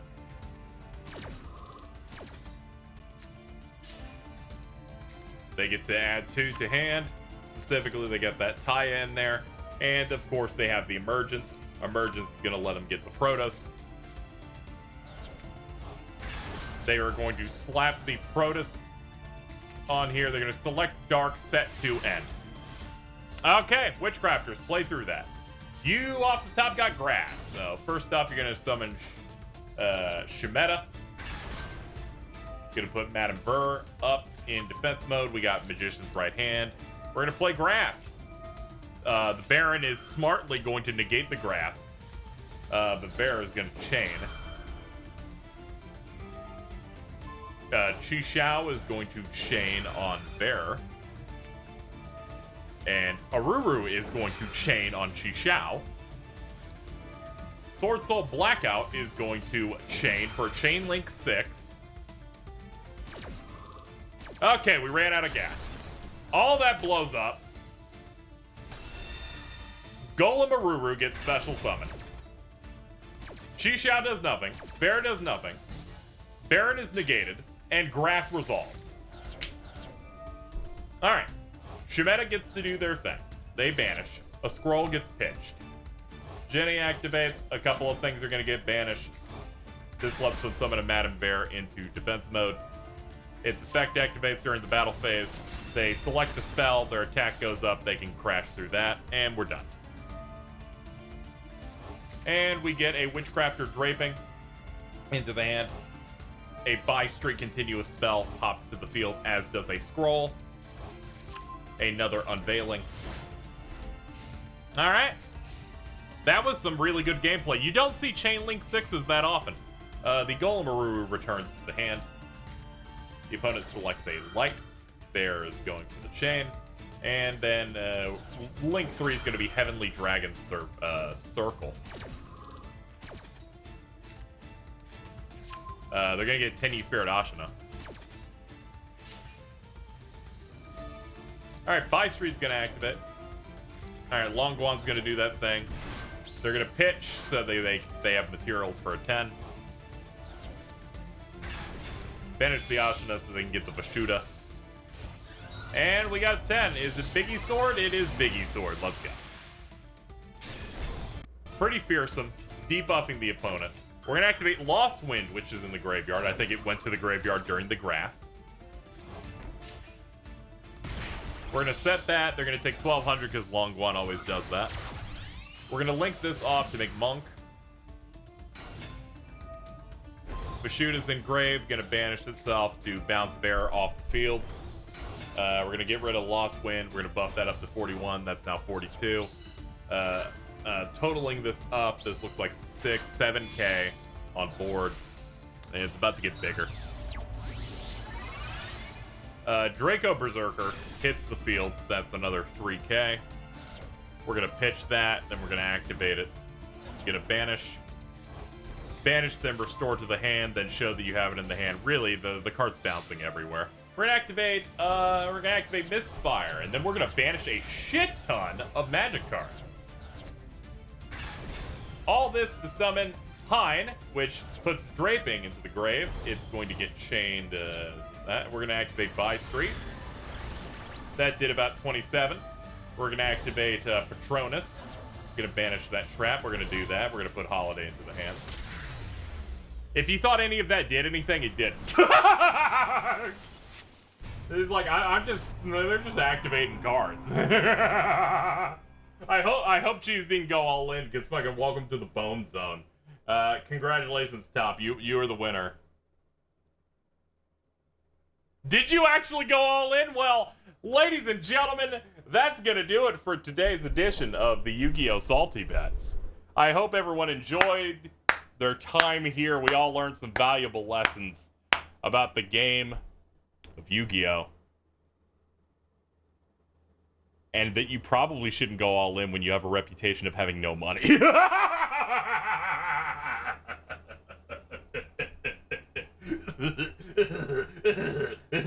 Ladies and gentlemen, that's just gonna do it for the stream. What can I say? Ladies and gentlemen, we did it. We did it. Great. I'm gonna raid. Let me see here.